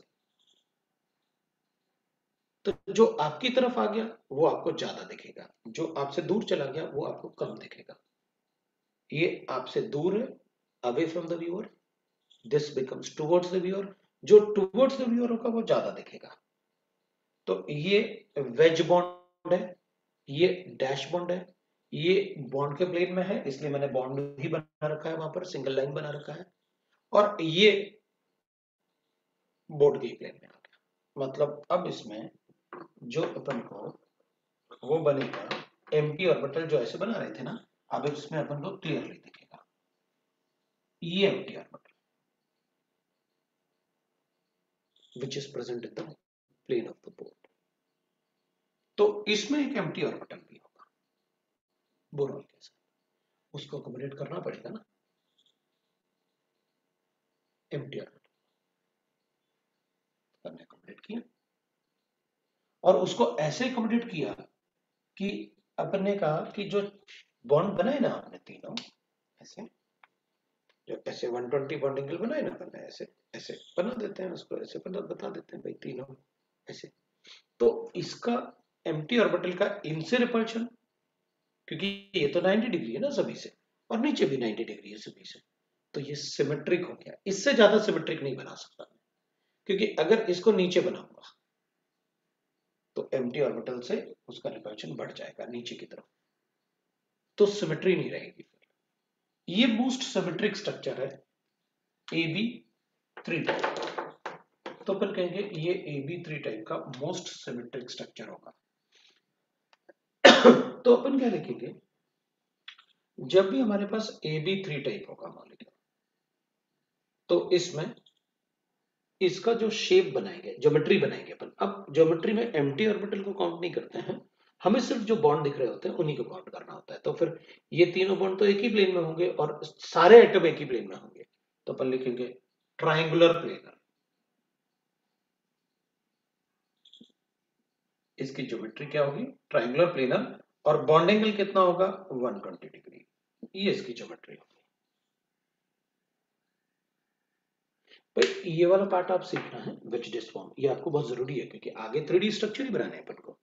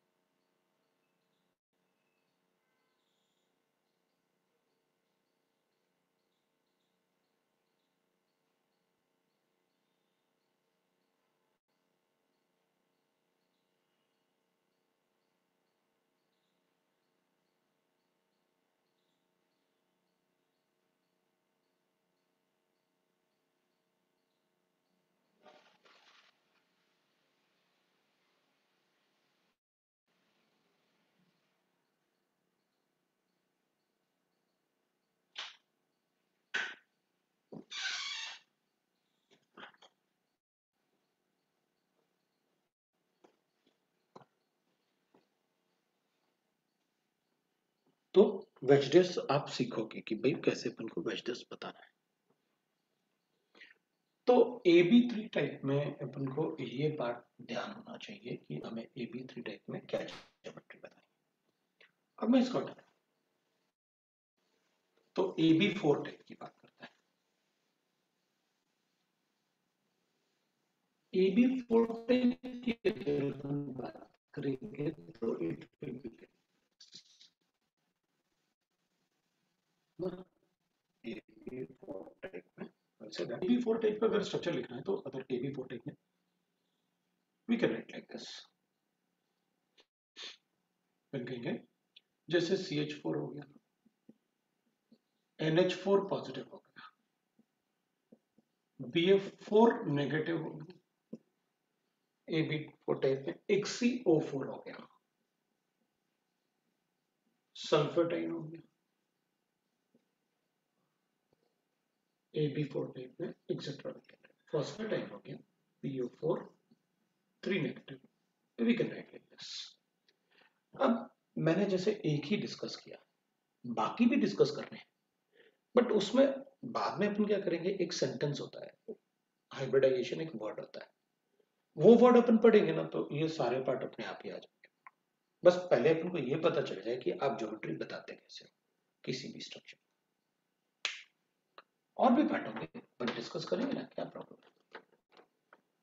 तो अब अपन वो चूज करते हैं जिसमें मतलब कोई इजीएस्ट वे में अपन डिस्कस कर लें उसका। जैसे CH4 है भाई, अगर आप CH4 लिखोगे तो आप लिखते हो कार्बन का 4 वैलेंस इलेक्ट्रॉन होता है, हाइड्रोजन को 1 इलेक्ट्रॉन चाहिए अपना ऑक्टेट कंप्लीट करने के लिए, ये बात। अब क्या करें, हाइड्रोजन को क्या ऐसे अरेंज कर लें क्या, मेरे पास कार्बन है, एक हाइड्रोजन इधर रखते हैं, एक हाइड्रोजन इधर रखते हैं, एक हाइड्रोजन इधर रखते हैं, एक हाइड्रोजन इधर रखते हैं, 4 हाइड्रोजन हो गए। इसको भी 90 बना लेते हैं, इसको भी 90 बना देते हैं, इसको भी 90 बना देते हैं और इसको भी 90 बना देते हैं ऐसे। तो अपन कहेंगे देखो भाई, अभी आपने जो डिस्कस किया मेरे साथ वो 4 बॉन्ड्स बनाए आपने, और आप चाहते हो कि कार्बन के साथ मैं ऐसे बॉन्ड बना दूं, आप चाहते हो कि कार्बन के साथ मैं ऐसे बॉन्ड बना दूं, बीच में कार्बन है और आपने सारे बॉन्ड जो है वो एक ही प्लेन में ले लिए और ऐसे बॉन्ड बना दो। तो अपन कहेंगे भाई ये तो अच्छा नहीं लग रहा मुझे, अपन कहेंगे इसमें भी एम्प्टी ऑर्बिटल ले लो, क्या प्रॉब्लम है, इधर एम्प्टी ऑर्बिटल है, मेरी मर्जी में कहूंगा। पता क्या होगा, अगर 4 बॉन्ड बनेंगे ना तो एक s ऑर्बिटल और 3 p ऑर्बिटल, अब एम्प्टी ऑर्बिटल नहीं, बोरॉन में एम्प्टी ऑर्बिटल था। अच्छा, इसका मतलब मुझे ऑर्बिटल भी ध्यान रखना पड़ेगा, नहीं नहीं, sp3 के अलावा बाकी अपन को ज्यादा ध्यान नहीं रखना होता है, और बोरॉन वाले पार्ट में ही ऐसे आता है, बाकी नहीं आता। और बाकी मैं हाइब्रिडाइजेशन में आपको बताऊंगा, ये सब पार्ट आपको ओरली पता रहेगा। पहले अपन ज्योमेट्री देख लें कि अपन को अरेंज कैसे करना है, बोरॉन के अलावा किसी में नहीं आएगा, क्योंकि बाकी में 3 बॉन्ड थे ना, तो 3 ऑर्बिटल अगर यूज करूंगा तो ऑब्वियस सी बात है एक ऑर्बिटल खाली रह जाएगा। अगर 4 बॉन्ड बनाऊंगा तो ऑब्वियस सी बात है मुझे 4 सिग्मा बॉन्ड बनाने हैं, तो फिर ऑर्बिटल खाली रहेगा ही नहीं, इसमें कोई खाली ऑर्बिटल नहीं होगा, क्योंकि 4 बॉन्ड बनाने का मतलब है मैंने s ऑर्बिटल को भी यूज कर लिया और तीनों p ऑर्बिटल को भी यूज कर लिया, इसलिए कोई प्रॉब्लम नहीं आएगी। तो अपन क्या करेंगे, अपन कहेंगे देखो भाई ऐसे एक ही प्लेन में सारे प्रेजेंट है, अगर एक ही प्लेन में सारे प्रेजेंट होंगे तो इधर 90 है इधर 180 है, ये तो अलग गड़बड़ है, ऐसा तो नहीं होना चाहिए। तो अपन क्या करेंगे, इनको किसी को अंदर की तरफ लेके जाते हैं ऐसे, किसी को बाहर की तरफ लेके आते हैं ऐसे, और उसका शेप चेंज करते हैं। अपन ऐसे शेप चेंज करते हैं क्योंकि चारों एटम है ना, तो आप कुछ ऐसे चेंज करो जिससे कि सभी के बीच में बॉन्डिंग इक्वल हो जाए। भाई अगर सभी के बीच में बॉन्डिंग इक्वल होगा तो मैक्सिमम सिमेट्री होगी ना, तो अपन ऐसे बना लेंगे सभी के बीच में बॉन्डिंग इक्वल। तो इसका स्ट्रक्चर मैं ऐसे बना देता हूं,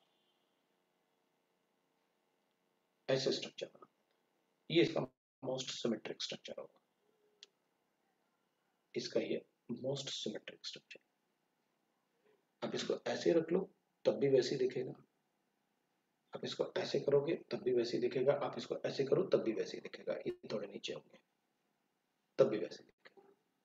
तो सभी के बीच में क्या होना चाहिए, बॉन्डिंग इक्वल होना चाहिए, दैट शेप इज कॉल्ड। अब ये 3D है ना, एक ही प्लेन में नहीं आ सकते ना सारे बॉन्ड्स, भाई इसमें एक ही प्लेन में कैसे आ सकते हैं, कोई 2 आ सकते हैं एक ही प्लेन में, या तो ये दोनों होंगे या फिर ये दोनों होंगे एक ही प्लेन में ना ऐसे, तो फिर ये बाहर की तरफ होगा ये अंदर की तरफ। इसमें 2 से ज्यादा बॉन्ड एक ही प्लेन में नहीं आ सकते, तो इसका जो स्ट्रक्चर होगा ना वो अपन ऐसे बनाएंगे, इसका जो स्ट्रक्चर बनाएंगे ना अपन वो ऐसे बनाएंगे, कार्बन है, एक हाइड्रोजन, 2 हाइड्रोजन, 2 एक ही प्लेन में आ गए बोर्ड के प्लेन में, क्योंकि बॉन्ड लिखे आपने। तो एक बाहर की तरफ होगा एक अंदर की तरफ होगा, ये बाहर की तरफ है हाइड्रोजन और ये वाला हाइड्रोजन अंदर की तरफ। इसमें जो बॉन्ड एंगल बनेगा ना वो 109.28 मिनट्स बनता है, ये बॉन्ड एंगल है 109.28 मिनट्स बॉन्ड एंगल होगा, और ये सभी 109.28 minutes bond angle tetrahedral shape. इसका शेप अपन कहेंगे टेट्राहेड्रल, जो शेप अपन ज्योमेट्री बोलते हैं ना इसमें, तो बॉन्ड एंगल पता चल गया अपन को, और ज्योमेट्री अपन कहेंगे तो geometry of this that will B tetrahedral. तो ये जो शेप होता है इसको अपन कहते हैं टेट्राहेड्रल शेप।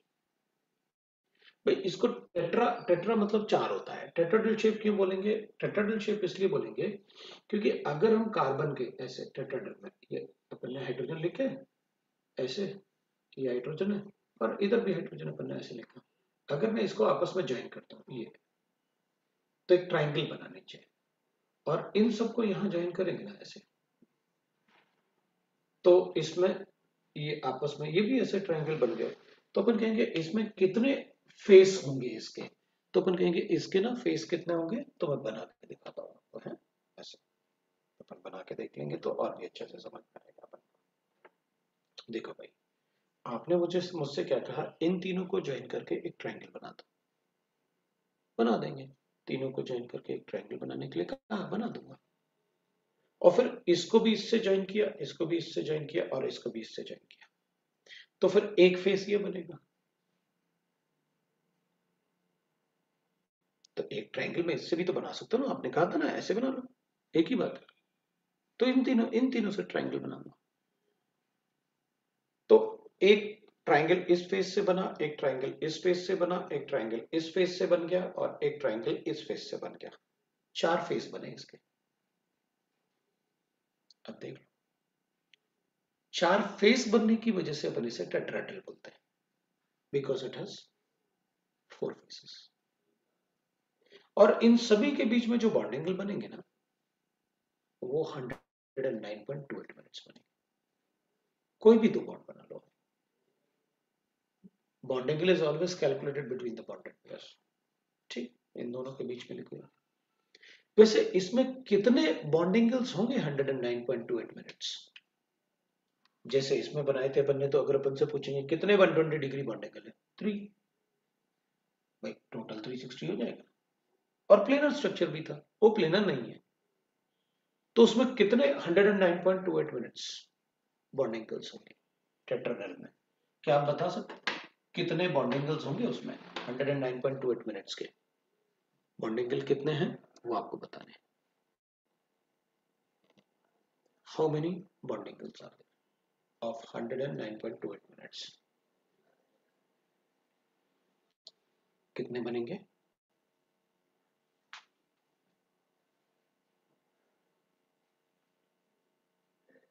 एक आंसर आया मेरे पास,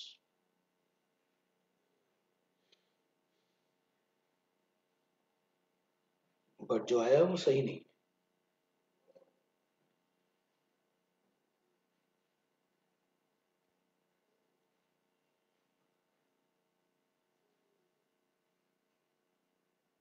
कितने बॉन्ड एंगल्स बनेंगे अपने पास 109.28 मिनट्स?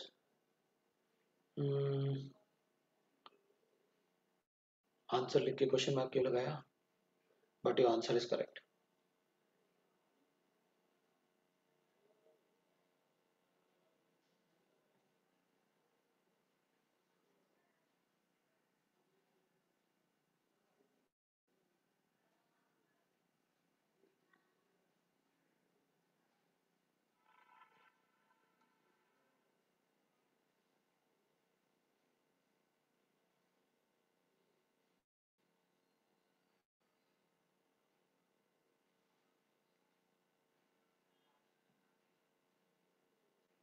कोई भी नहीं बता रहा है, बस दो ही लोग बताए बस। अरे यार, ये तो बड़ी बेकार बात है। आपको प्रेडिक्ट तो करना चाहिए कम से कम। इसका मतलब है, अगर if you are not able to calculate the bond angle ना, इसका मतलब है नंबर ऑफ बॉन्ड एंगल, इसका मतलब आपको शेप समझ में नहीं आया। मैंने ऐसे ही थोड़ी पूछ लिया, क्योंकि अगर मुझे बॉन्ड एंगल आप सही बताओगे, इसका मतलब आपको शेप समझ में आ गया, इसलिए पूछा। फिर से बना के दिखाना पड़ेगा।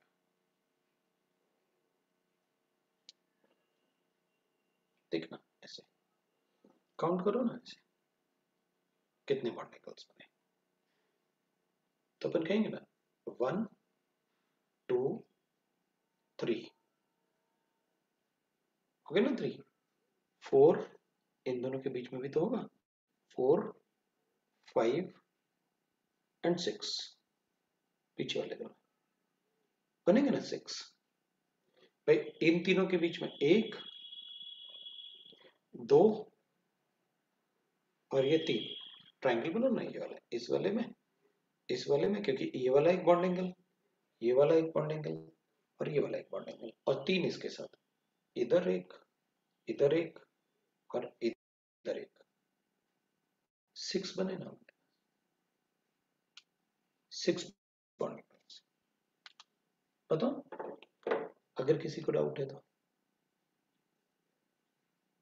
किसी को कोई डाउट है तो बोलो।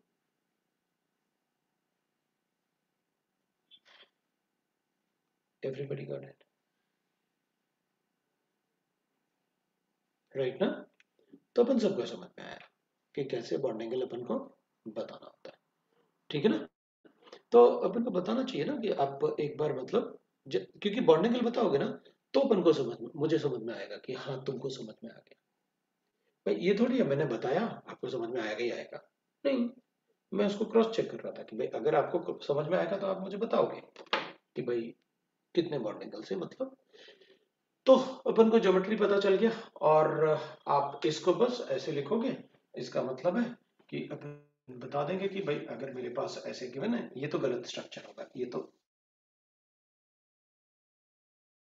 लिखेंगे ए और उसके बाद B4 लिखे अपन ने, और B4 में अपन ने लिखा ये B हो गया 4, और सभी बॉन्ड एंगल्स जो होंगे वो 109.28 मिनट्स हो जाएंगे। ये बॉन्ड एंगल्स, ये टेट्राहेड्रल के बॉन्ड एंगल्स होते हैं। अगर कोई अपन को बोलेगा टेट्राहेड्रल शेप है तो अपन को पता चल जाएगा, उसमें बॉन्डेड पेयर्स जो आपने लिखे होंगे that will be 109.28 minutes, that will be the shape, geometry, right? We got that. अब अपन लिखते हैं AB5 टाइप। तो ये की बात करते हैं अपन, AB5 टाइप में क्या करना है अपन को, तो E will be that is AB5 type, AB5 type में क्या करते हैं, ठीक है ना? तो AB5 टाइप में we can say that AB5 type, that is we'll write PCL5,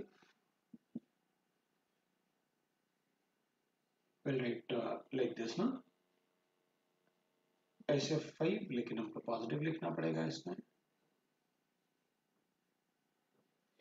AB5 type like that structure we can write, और भी लिख सकते हैं। तो अपन कहेंगे AB5 टाइप में जैसे PCL5 है तो P का वैलेंस इलेक्ट्रॉन तो 5 होता है और Cl को 1 इलेक्ट्रॉन चाहिए, तो we are able to write like this, we can write like this। अब अगर 5 बॉन्ड होंगे तो उनको कैसे अरेंज करेंगे वो देखते हैं। अपन क्या करेंगे, इसका स्ट्रक्चर बनाने के लिए मैं एक P और P को ऐसे लिखूंगा AB5 टाइप, और इसमें इधर एक ट्राइंगल जैसे बनाऊंगा, मतलब मैंने क्या किया, ये 3 बॉन्ड तो मैंने एक ही प्लेन में रखे हुए हैं, 1 2 3, और ये अपन ने परपेंडिकुलर बना रखे उससे, ये आपने डैश बॉन्ड बनाया। डैश बॉन्ड क्यों बनाते हैं, 3D स्ट्रक्चर के लिए, यू नो दैट। तो इधर एक Cl है, इधर एक Cl है, इधर एक Cl है, इधर एक Cl है और इधर एक Cl है। मैं पहले आपको स्ट्रक्चर बना के दिखाऊंगा, फिर आप बॉन्ड एंगल की बात करना। बीच में फास्फोरस है, मैंने ऐसे 3 Cl बनाए, ये 3 Cl बनाए मैंने ऐसे, ठीक है, 3 Cl और बीच में फास्फोरस है, ऐसे बना। इन सभी में बॉन्ड एंगल 120 है, ऑब्वियस सी बात है, अगर एक सेंट्रल एटम है और उसके अराउंड कितना भी एटम रखोगे तो टोटल 360 होना चाहिए, और 3 बॉन्ड है, इसका मतलब है यहाँ पर 120 एंगल।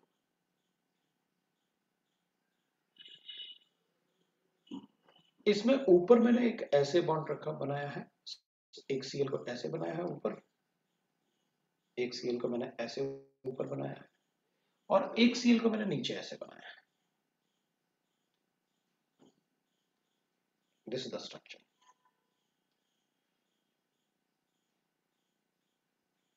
अब अगर अपन से पूछेंगे कि भाई इसमें कितने 120 डिग्री बॉन्ड एंगल है, तो अपन बताएंगे ना 1 1 2 3 120, और 90 डिग्री कितने होंगे, तो अपन कहेंगे एक इसका इसके साथ भी 90, इसका इसके साथ भी 90, इसका इसके साथ भी 90, इसका भी इसके साथ 90, इसका इसके साथ 90 और इसके साथ 90। That is how the structure. तो अपन कहेंगे ठीक है भाई, बना देते हैं अपन। मतलब आपने वेज डैश बना के मुझे बता दिया ये अवे फ्रॉम द व्यूअर है। तो ये वाले जो बॉन्ड एंगल्स है ना, ये वाला और ये वाला तो 120, ये भी 120 है, ये भी 120 है, ये भी 120। लेकिन ये वाला बॉन्ड एंगल जो है ना, दिस इज 90, ये भी जो है ना, ये भी 90, ये भी 90। मतलब ये जो ऐसे परपेंडिकुलर बॉन्ड ऐसे बना रखा है अपन ने, ये लिखा है इसमें तो AB5 टाइप में ये बी जो ऐसे बनेंगे ना, ये वाले बॉन्ड, इनको अपन कहते हैं एक्सियल बॉन्ड्स। जो ऐसे परपेंडिकुलर बनते हैं ना, these are called axial bonds. और जो ऐसे बनेंगे ये वाले बॉन्ड्स, यहां पर बी है, यहां पर वो अंदर बोर्ड के अंदर, ये बोर्ड के बाहर टुवर्ड्स द व्यूअर, और ये बना अपने पास। तो ये जो बने ना तीन बॉन्ड्स, 1 2 3 बॉन्ड, इनको अपन कहते हैं इक्वेटोरियल बॉन्ड्स। ये जो ये तीन एक तरीके से ट्राइंगल बना रहे होंगे ना, ऐसे ट्राइंगल बना रहे होंगे, और इस ट्राइंगल से ये परपेंडिकुलर होंगे दोनों। तो इन बॉन्ड्स को अपन कहते हैं इक्वेटोरियल बॉन्ड्स। ये जो बॉन्ड्स होते हैं इक्वेटोरियल बॉन्ड्स, इनको अपन कहते हैं इक्वेटोरियल बॉन्ड्स। अब अपन इसको ऐसे भी याद रख सकते हैं, जैसे अपन अर्थ का ग्लोब होता है ना, तो इक्वेटर कहां होता है और एक्सिस कहां होता है, एक्सियल पॉइंट कौन सा होता है?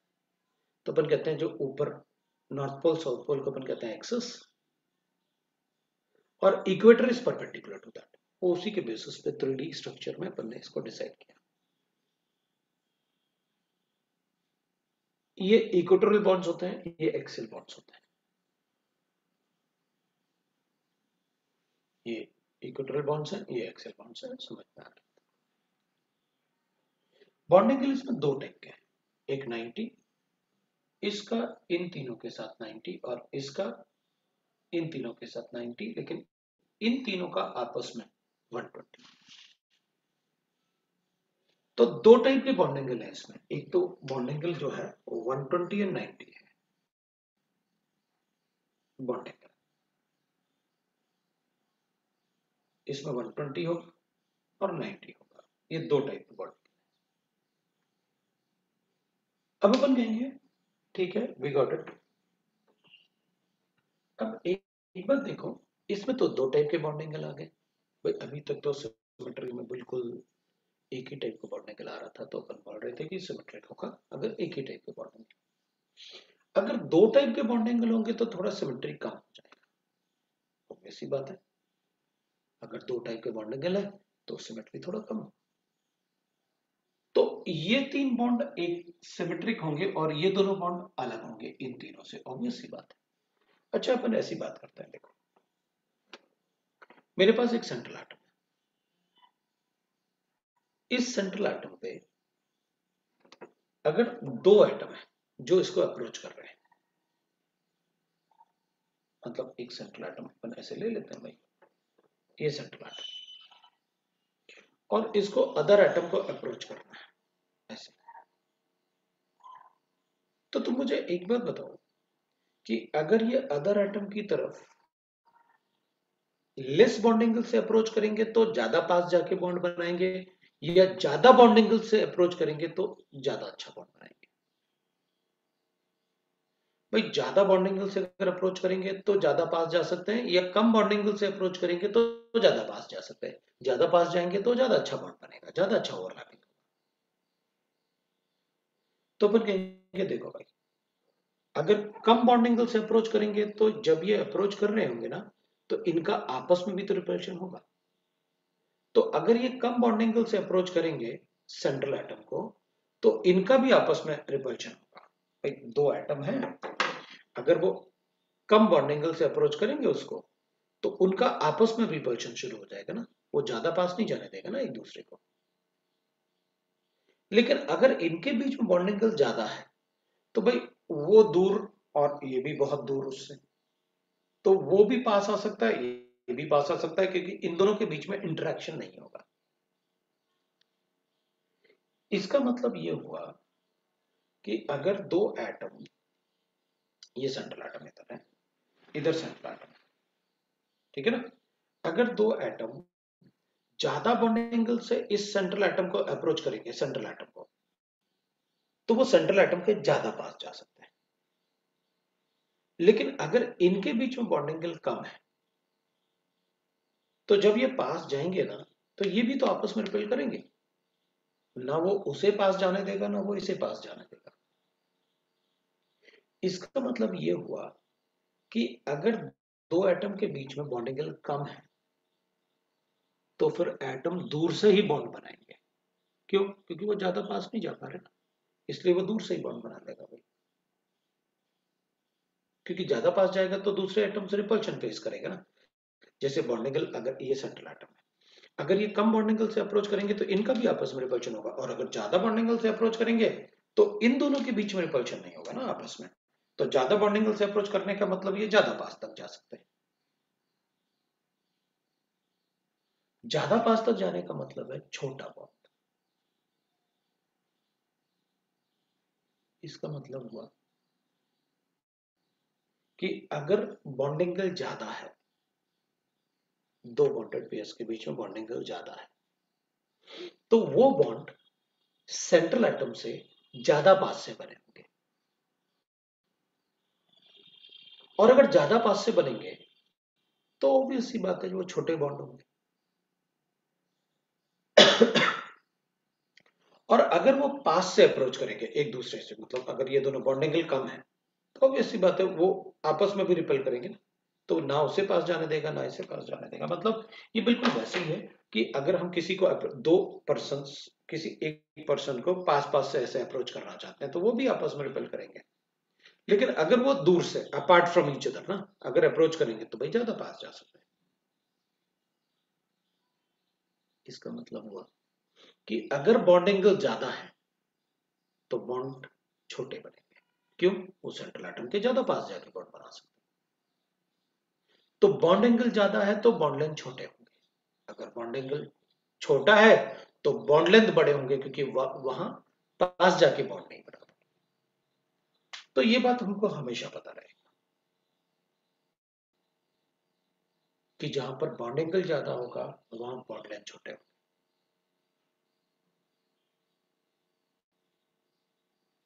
इसका मतलब है, मैं ऐसे बोल सकता हूं, इक्विटोरियल बॉन्ड्स में बॉन्ड लेंथ जो है 120 है, जबकि एक्सियल बॉन्ड में बॉन्ड लेंथ कितना है? 90 है।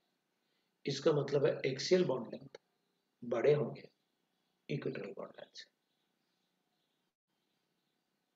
जहां पर बॉन्ड लेंथ ज्यादा होगा वो ज्यादा पास जाके बॉन्ड बना सकते हैं, क्योंकि इनके बीच में रिपल्शन नहीं होगा। लेकिन जहां बॉन्ड एंगल छोटा होगा वहां वो ज्यादा पास नहीं आ सकते, क्योंकि इनके बीच में भी आपस में रिपल्शन शुरू हो जाएगा। तो if bond angle is more, bond length will be smaller. The bond angle is less, the bond length will be larger. मतलब bond angle और bond length आपस में इनवर्सली प्रोपोर्शनल है। अगर मुझे किसी स्ट्रक्चर में बॉन्ड लेंथ पता है तो आपको बॉन्ड एंगल बताने की जरूरत नहीं है कंपैरिजन के लिए।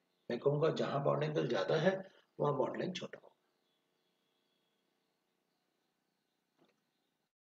तो we are able to tell कि भाई बॉन्ड लेंथ और बॉन्ड एंगल एक दूसरे से इनवर्सली प्रोपोर्शनल होंगे। Bond length and bond angle they will be inversely proportional to each other. अगर बॉन्ड एंगल ज्यादा है तो बॉन्ड लेंथ छोटा होगा।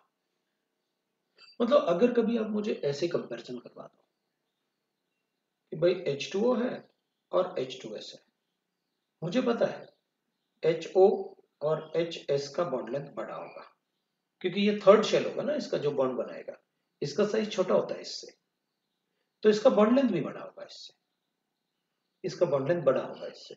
तो जहां बॉन्ड लेंथ छोटा होगा वहां बॉन्ड एंगल बड़ा होगा, इसमें बॉन्ड एंगल बड़ा होना चाहिए इससे। उस टाइप के स्ट्रक्चर भी तो पढ़ेंगे ना अभी तो अपन सिर्फ देख रहे हैं what is the type of geometry we can have. तो जहां बॉन्ड लेंथ छोटा होगा वहां बॉन्ड एंगल, तो अगर मुझे इन दोनों में बॉन्ड एंगल प्रेडिक्ट करना है ना, मैं बॉन्ड लेंथ से चेक कर लूंगा, मुझे जरूरत नहीं है क्या है उसमें कैसे। आपने सिर्फ बॉन्ड एंगल पूछा ना, मैं बता सकता हूं अगर मुझे बॉन्ड लेंथ पता है तो, मुझे बाकी चीजों की जरूरत नहीं है, क्योंकि आपने मुझे कंसेप्ट बिल्कुल बता दिया कि this is a hard and fast rule, आप लिख के बता रहे हैं, तो मैं अपने आप ही बता दूंगा ऐसे। अब टेट्राहेड्रल में ठीक है, वी गॉट दैट, इसमें बॉन्ड एंगल अपने पास है, तो अब ज्योमेट्री क्या लिखें इसका। तो अपन कहेंगे भाई देखो ये तो ट्रायंगुलर प्लेनर है, मतलब ये तीन बी एटम एक ही प्लेन में है और ये दोनों उससे परपेंडिकुलर है। अगर ये तीन एटम एक ही प्लेन में है ऐसे, ये तो तीन एक ही प्लेन में है, तो अगर मैं इन तीनों को इसके साथ ऐसे ज्वाइन करता हूं तो मैं ऐसे लिख सकता हूं ना, ट्रायंगुलर पिरामिड। एक पिरामिड जैसे ही तो बन रहा है, और इधर ये ट्रायंगल बन रहा है और नीचे भी एक पिरामिड बन जाएगा भाई, तो ऐसे लिखते हैं इसको ट्रायंगुलर बाई पिरामिड। एक ऊपर पिरामिड बना, एक ट्रायंगल बना, और इससे एक परपेंडिकुलर ऐसे था सेंटर से, तो इन तीनों को जब अपन ने ज्वाइन किया ना, तो ये ट्रायंगुलर प्लेनर है और उससे ऊपर की तरफ एक पिरामिड बना, ट्रायंगुलर पिरामिड, और बिल्कुल वैसे ही नीचे की तरफ भी एक अपन ने पिरामिड बनाया इसका इसके साथ, ये भी एक पिरामिड बन गया। तो अपन इसको ज्योमेट्री लिख देते हैं इसका, ट्रायंगुलर पिरामिड। तो अगर हम ज्योमेट्री की बात करेंगे ना, तो इसमें अपन लिखेंगे ट्रायंगुलर पिरामिड बाई पिरामिड ना, एक ऊपर बना पिरामिड, एक नीचे बना पिरामिड, तो बाई पिरामिड बनाएंगे।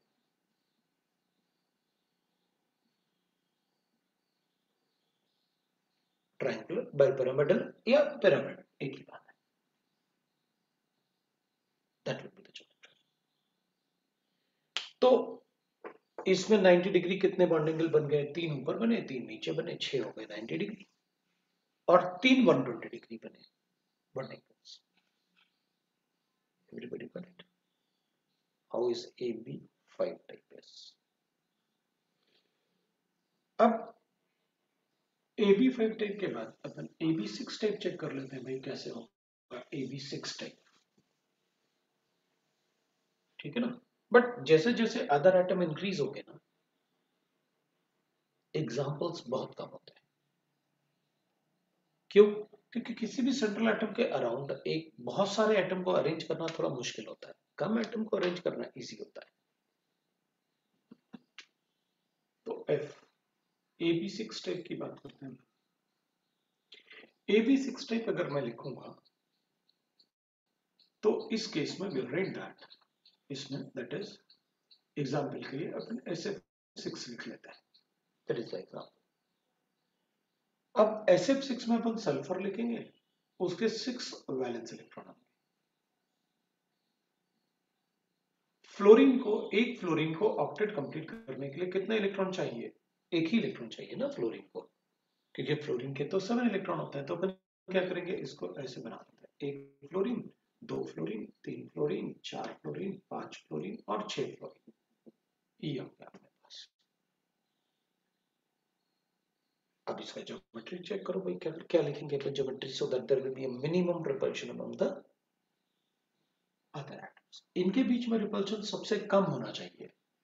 इस AB5 टाइप में इन एटम के बीच में रिपल्शन मिनिमम तब था जब हमने इसको ऐसे अरेंज किया, that's why we have written that its geometry is triangular pyramid bipyramid. तो हमें यहां पर भी ऐसे ही करना है कि भाई हमको सल्फर के अराउंड फ्लोरीन एटम को अरेंज करना है, so that we get maximum stability, minimum repulsion among the atoms. तो अपन क्या करेंगे, अपन ऐसे इसको अरेंज कर लेंगे, सल्फर होगा हमारे पास, और इसमें अपन क्या करेंगे कि भाई एक तो ऐसे कर देते हैं, सॉरी, एक ही प्लेन में। अब वेज लिख रहा हूं मैं ऐसे, एक फ्लोरीन यहाँ होगा, एक फ्लोरीन यहाँ होगा, एक फ्लोरीन यहाँ होगा, ये एक ही प्लेन में है चार। इसको अपन स्क्वायर प्लेनर भी बोल सकते हैं। स्क्वायर मतलब ऐसे प्लेनर और स्क्वायर, एक ही प्लेन में सारे एटम्स, सल्फर, चार फ्लोरीन, सभी एक ही प्लेन में। अभी दो फ्लोरीन और है, तो एक फ्लोरीन को मैं उसी प्लेन में लिखूंगा, बोर्ड के प्लेन में, और एक फ्लोरीन को यहाँ। This is axial bonds, this is equatorial bonds. Equatorial bonds we know that why we call them as equatorial bonds. अब मैं इसका स्ट्रक्चर एक बार आपको बता देता हूं कैसे। अगर हम इसका स्ट्रक्चर ड्रॉ करेंगे तो इट इज लाइक दिस।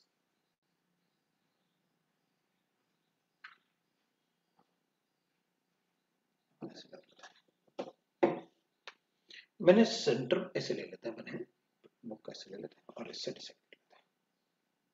मैंने क्या किया, ये स्क्वायर प्लेनर, इसके चारों कॉर्नर पे ना, और ऑल फोर कॉर्नर्स अज्यूम कर लेते हैं दे आर फ्लोरीन। सेंटर में कुछ सल्फर को अज्यूम कर लेते हैं। तो जब बोल रहा था ना मैं, सल्फर और four fluorine atom are lying in the same plane, तो स्क्वायर प्लेनर बोला अपन ने।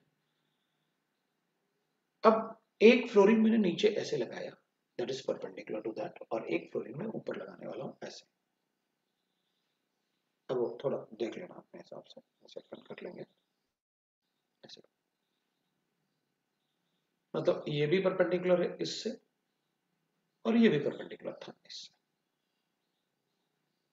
तो अगर अपन इसको ऐसे लगाएंगे तो व्हाट विल गेट, ये हो जाएगा स्क्वायर प्लेनर। इनको भी इससे ज्वाइन कर देते हैं, इस वाले से, तो ये भी तो पिरामिड बनेगा, लेकिन ये तो स्क्वायर का पिरामिड बना, जैसे ये ट्रायंगल का पिरामिड बना था। तो एक स्क्वायर और ऊपर चारों को ज्वाइन करेंगे तो पिरामिड, और एक स्क्वायर और नीचे इससे ज्वाइन करेंगे तो भी, इससे ज्वाइन करेंगे ना इनको सबको, तो वो भी पिरामिड, ये बन जाएगा। तो अपन इसे कहेंगे स्क्वायर प्लेनर बाई पिरामिड। इनके बीच में बॉन्ड नहीं होता है, लेकिन अपन ऐसे बना सकते हैं कि भाई देखो, इसमें ऐसे ना अपन ऐसे बना सकते हैं, this is a square planar, एक स्क्वायर बन गया। और इसको इससे ज्वाइन करेंगे तो, इनको अगर ज्वाइन करके, मतलब इमेजिनरी ज्वाइनिंग अगर चेक करेंगे तो ये स्क्वायर प्लेनर पिरामिड बन गया, और नीचे भी एक पिरामिड बनेगा, तो अपन कहेंगे square planar by pyramid. Square planar by.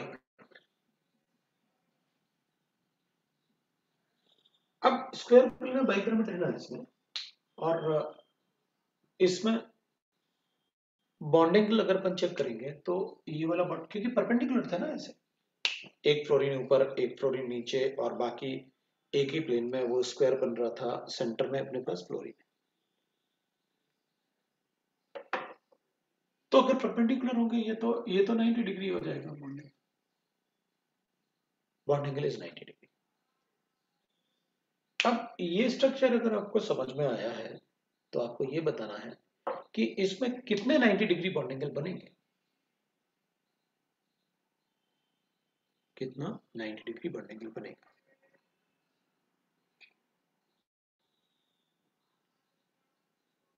How many 90 degree bonding angles are found, ये आपको बताना है।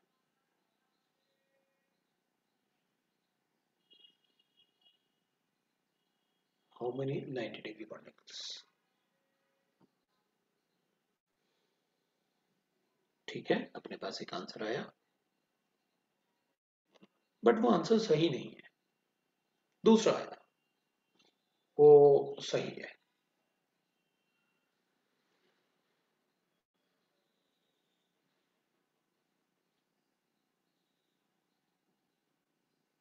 अभी और भी आया कोई। भाई सबको बताना है, ऐसे नहीं करना है कि चलो सब लोग बताएंगे हम क्यों बताएं, वरना मुझे लगेगा आराम से आप सो रहे हो। नो, थर्ड आया वो भी गलत है, 90 डिग्री बॉन्डिंग।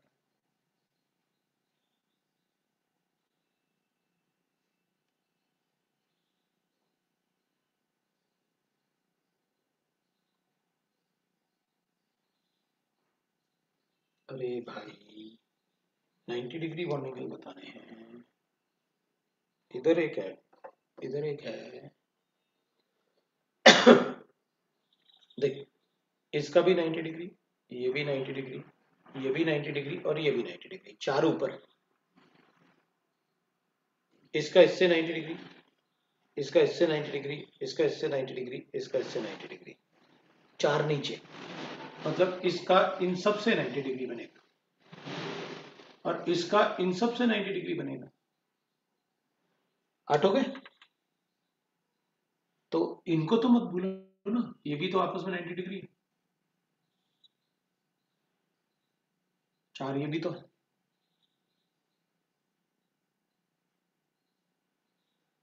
कितने हो गए 90 डिग्री बॉन्डिंग? 12 हो गया। कितना इजी था ना? पता, जेई एडवांस में ये 12 मार्क्स 8 मार्क्स का क्वेश्चन था, इंटीजर टाइप, है ना? अब देख, अपन फिर से चेक करते हैं। ये ना स्क्वायर प्लेनर है, अगर इसके सेंटर में कुछ होगा तो इसके अराउंड ये चार एटम है, कोई फ्लोरीन एटम हो गया, तो इस सेंट्रल एटम के अराउंड टोटल कितना बॉन्डिंग एंगल बनना चाहिए? 360 ना? तो एक फ्लोरीन इधर है, एक फ्लोरीन इधर है, तो इन दोनों के बीच में कितना बॉन्डिंग एंगल होगा? 360 डिवाइड बाय 4 करोगे ना, तो एक 90 डिग्री इस ये हो गया, एक 90 डिग्री ये हो गया, एक 90 डिग्री ये हो गया, एक 90 डिग्री ये हो गया, चार हो गए ना 90 डिग्री। और फिर उसके बाद अपन ने इससे लिखा, ये जो परपेंडिकुलर था ना ऊपर फ्लोरीन, इसका इसके साथ, इसका इसके साथ, इसका इसके साथ और इसका इसके साथ, ये भी 90 डिग्री। और वैसे ही नीचे अपन ने बना लिया 90, तो अपन को 90 डिग्री बॉन्डिंग एंगल पता चल गया। समझ में आया ना? अब एक बात तो अपन को समझ में आ गया, इसमें सारे बॉन्ड एंगल एक जैसे हैं, इसका मतलब सारे बॉन्ड लेंथ भी एक जैसे होंगे ना? तो इसमें सारे के सारे बॉन्ड लेंथ इक्वल है, इसमें सारे बॉन्ड लेंथ इक्वल नहीं थे। अगर किसी स्ट्रक्चर में बॉन्ड एंगल अलग है तो बॉन्ड लेंथ भी अलग है, और अगर बॉन्ड एंगल सेम है तो बॉन्ड लेंथ भी सेम है। It has 12 90 degree bond angle. मैंने आपको बताया था, पता, ये जेई एडवांस में पूछा था एक बार, SF6 में कितने 90 डिग्री बॉन्ड एंगल होते हैं, 8 मार्क्स का क्वेश्चन था, इंटीजर टाइप। सोचो आप, so it has 12 90 degrees bond angle.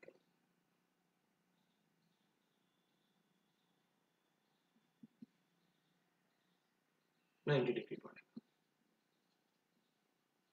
ठीक है? और सारे बॉन्ड इक्वल है, वो सब बताने की जरूरत नहीं मुझे।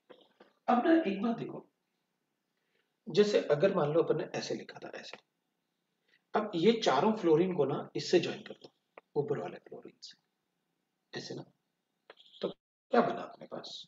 तो अपन कहेंगे इन चारों को अगर जोड़ोगे ना तो ये बनेगा स्क्वायर प्लेनर और पिरामिड बन गया। हाँ, तो आपने इसीलिए तो लिखा इधर भी स्क्वायर प्लेनर पिरामिड बनेगा, तभी तो आपने लिखा shape is what, square planar bi pyramidal, एक ऊपर एक नीचे पिरामिड।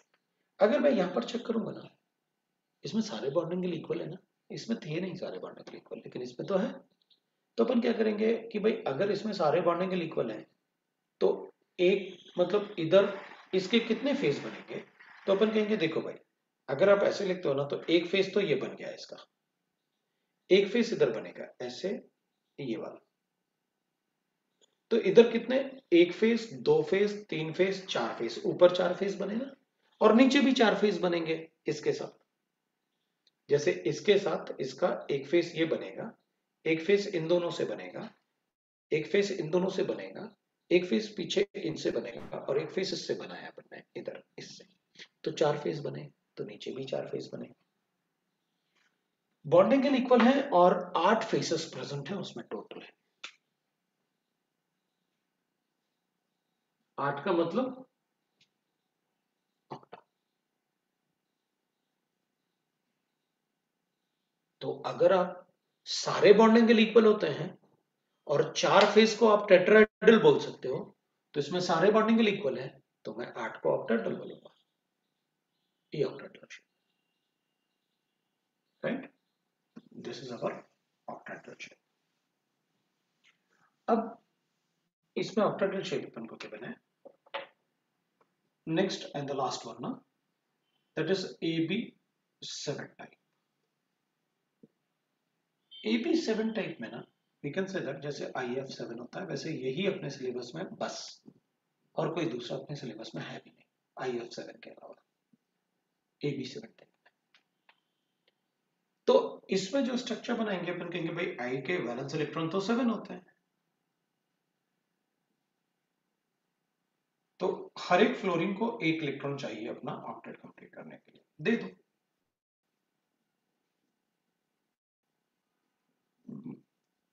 ये हो गया। अपन ना इन शेप को याद भी रख सकते हैं, वैसे भी इतने बार पढ़ेंगे, पूरा केमिस्ट्री में अपन को पढ़ना है, इसलिए मैं थोड़ा स्लो और आराम से आपको शेप एक पूछ के पढ़ा रहा हूं। इसमें अपन क्या करेंगे, इसमें अपन लिखेंगे एक तो आई लिख लेते हैं और उसके अराउंड 5, मतलब एक आई लिख लेता हूं और उसके अराउंड 5 फ्लोरीन को अरेंज करूंगा। पता कैसे, एक पेंटागन बनाऊंगा,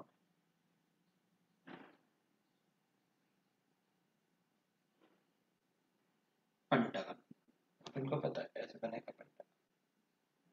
तो मतलब एक ये इससे बॉन्डेड है, एक ये इससे बॉन्डेड है और एक ये इससे बॉन्डेड है और ये परपेंडिकुलर है, दो फ्लोरीन ऐसे परपेंडिकुलर। मतलब क्या हुआ, आपने एक ही प्लेन में पेंटागन बनाया, मतलब ये 5 फ्लोरीन, ये कोई बॉन्ड नहीं होता, मैंने तो पेंटागन बनाया था इसलिए ऐसे कर दिया था आपको, ये कोई बॉन्ड नहीं होता, बॉन्ड तो सिर्फ सेंट्रल एटम से होता है, तो वो दिखाने के लिए कि देखो पेंटागन बनाया मैंने। तो ये 5 फ्लोरीन एक ही प्लेन में है जो एक पेंटागन बना रहे हैं, और ये दोनों उससे परपेंडिकुलर है। अगर ये इन 5 से परपेंडिकुलर है तो ये वाला बॉन्ड एंगल तो मैं 90 बता दूंगा, और इस आई के अराउंड अगर मैंने 5 फ्लोरीन को एक ही प्लेन में रखा हुआ है तो ये वाला बॉन्ड एंगल मैं 360 डिवाइड बाय 5 बता दूंगा। वो क्यों, आपने कहा ना कि आयोडीन है, एक ऊपर फ्लोरीन है, एक नीचे फ्लोरीन है, और पेंटागन जो है वो एक ही प्लेन में है, तो ऑब्वियस सी बात है इसके अराउंड टोटल बॉन्ड एंगल कितना होगा, 360। कितने फ्लोरीन अरेंज हैं इसके अराउंड, इक्वल बॉन्ड एंगल में होंगे क्योंकि सिमेट्री के लिए इक्वल बॉन्ड एंगल होना चाहिए, तो इनके बीच में जो टोटल बॉन्ड एंगल्स होंगे तो 360 को 5 से डिवाइड कर दो, क्योंकि 5 फ्लोरीन आपने अरेंज किया उसके अराउंड, एक ऊपर है एक नीचे है, 2 हो गए, और 5 उसी प्लेन में है, तो ठीक है 7 हो गया। तो दो टाइप का बॉन्ड एंगल हो गया इधर, एक तो ये 72 डिग्री आ गया। सो बॉन्ड एंगल अपने पास 2 टाइप्स है। अब तो बॉन्ड एंगल अगर 2 टाइप होगा तो भाई बॉन्ड लेंथ भी इक्वल नहीं हो सकता, तो फिर बॉन्ड लेंथ भी इक्वल नहीं हो सकता। जहां बॉन्ड एंगल, ये वाला बॉन्ड एंगल छोटा होगा इस वाले से, जो बॉन्ड एंगल छोटा और छोटा होता है वहां बॉन्ड लेंथ ज्यादा होता है, तो ये वाला बॉन्ड लेंथ ज्यादा है। एक पेंटागन बनेगा और उससे अपन एक पिरामिड टाइप का भी बना सकते हैं, तो पेंटागोनल बाई पिरामिडल टाइप बोल सकते हैं अपन इसे, pentagonal bi pyramidal, bi pyramidal. इस मॉलिक्यूल के अलावा दूसरा कोई स्ट्रक्चर नहीं पूछेंगे अपन इससे, क्योंकि इसके बनते ही बहुत कम है, ये अपने सिलेबस में बस पेंटागोनल बाई पिरामिडल में IF7। इसमें 90 डिग्री कितने बनेंगे, तो अपन कहेंगे भाई इसका इन पांचों के साथ, बिकॉज वो 5 all are in the same plane, तो 5 ऊपर बन गए 90 और 5 नीचे बन गए, तो 10 90 डिग्री बन गए, और 572 बन गए वो उसके अराउंड। सो इसमें ना 10 90 डिग्री बॉन्डिंग होता है और 572 डिग्री, ये स्ट्रक्चर्स आइए वेस्पर थ्योरी के हिसाब से। आज का होमवर्क मैंने आपको दिया हुआ है एक्स केमिकल बॉन्डिंग 5 और केमिकल बॉन्डिंग 1 से।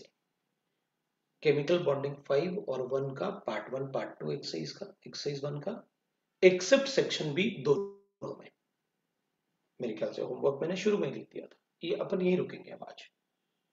इसके आगे अपन नेक्स्ट टाइम पढ़ेंगे क्योंकि अपन ने सिर्फ शेप पढ़ा हुआ है और ज्योमेट्री देखा हुआ है अपन ने कि कैसे ज्योमेट्री है। अब इसमें थोड़ा सा मॉडिफिकेशन, क्योंकि अब तक आपने सिर्फ बॉन्डेड पेयर्स की बात की है, लोन पेयर की बात भी नहीं आई अभी अपन को लोन पेयर के बारे में भी बात करना है। जबकि अपन ने लिखा हुआ है कि loan pair bond pair repulsion is more, तो लोन पेयर तो मुझे कहीं दिख ही नहीं रहा सेंट्रल एटम पे, तो उसके लिए अपन बात करेंगे नेक्स्ट। तो होमवर्क आपके पास है, मैंने आपको बताया homework chemical bonding 1 and 5 except exercise 1 part 1 part 2 except section B in both, ये आपका होमवर्क है, ये आपको सॉल्व करना है।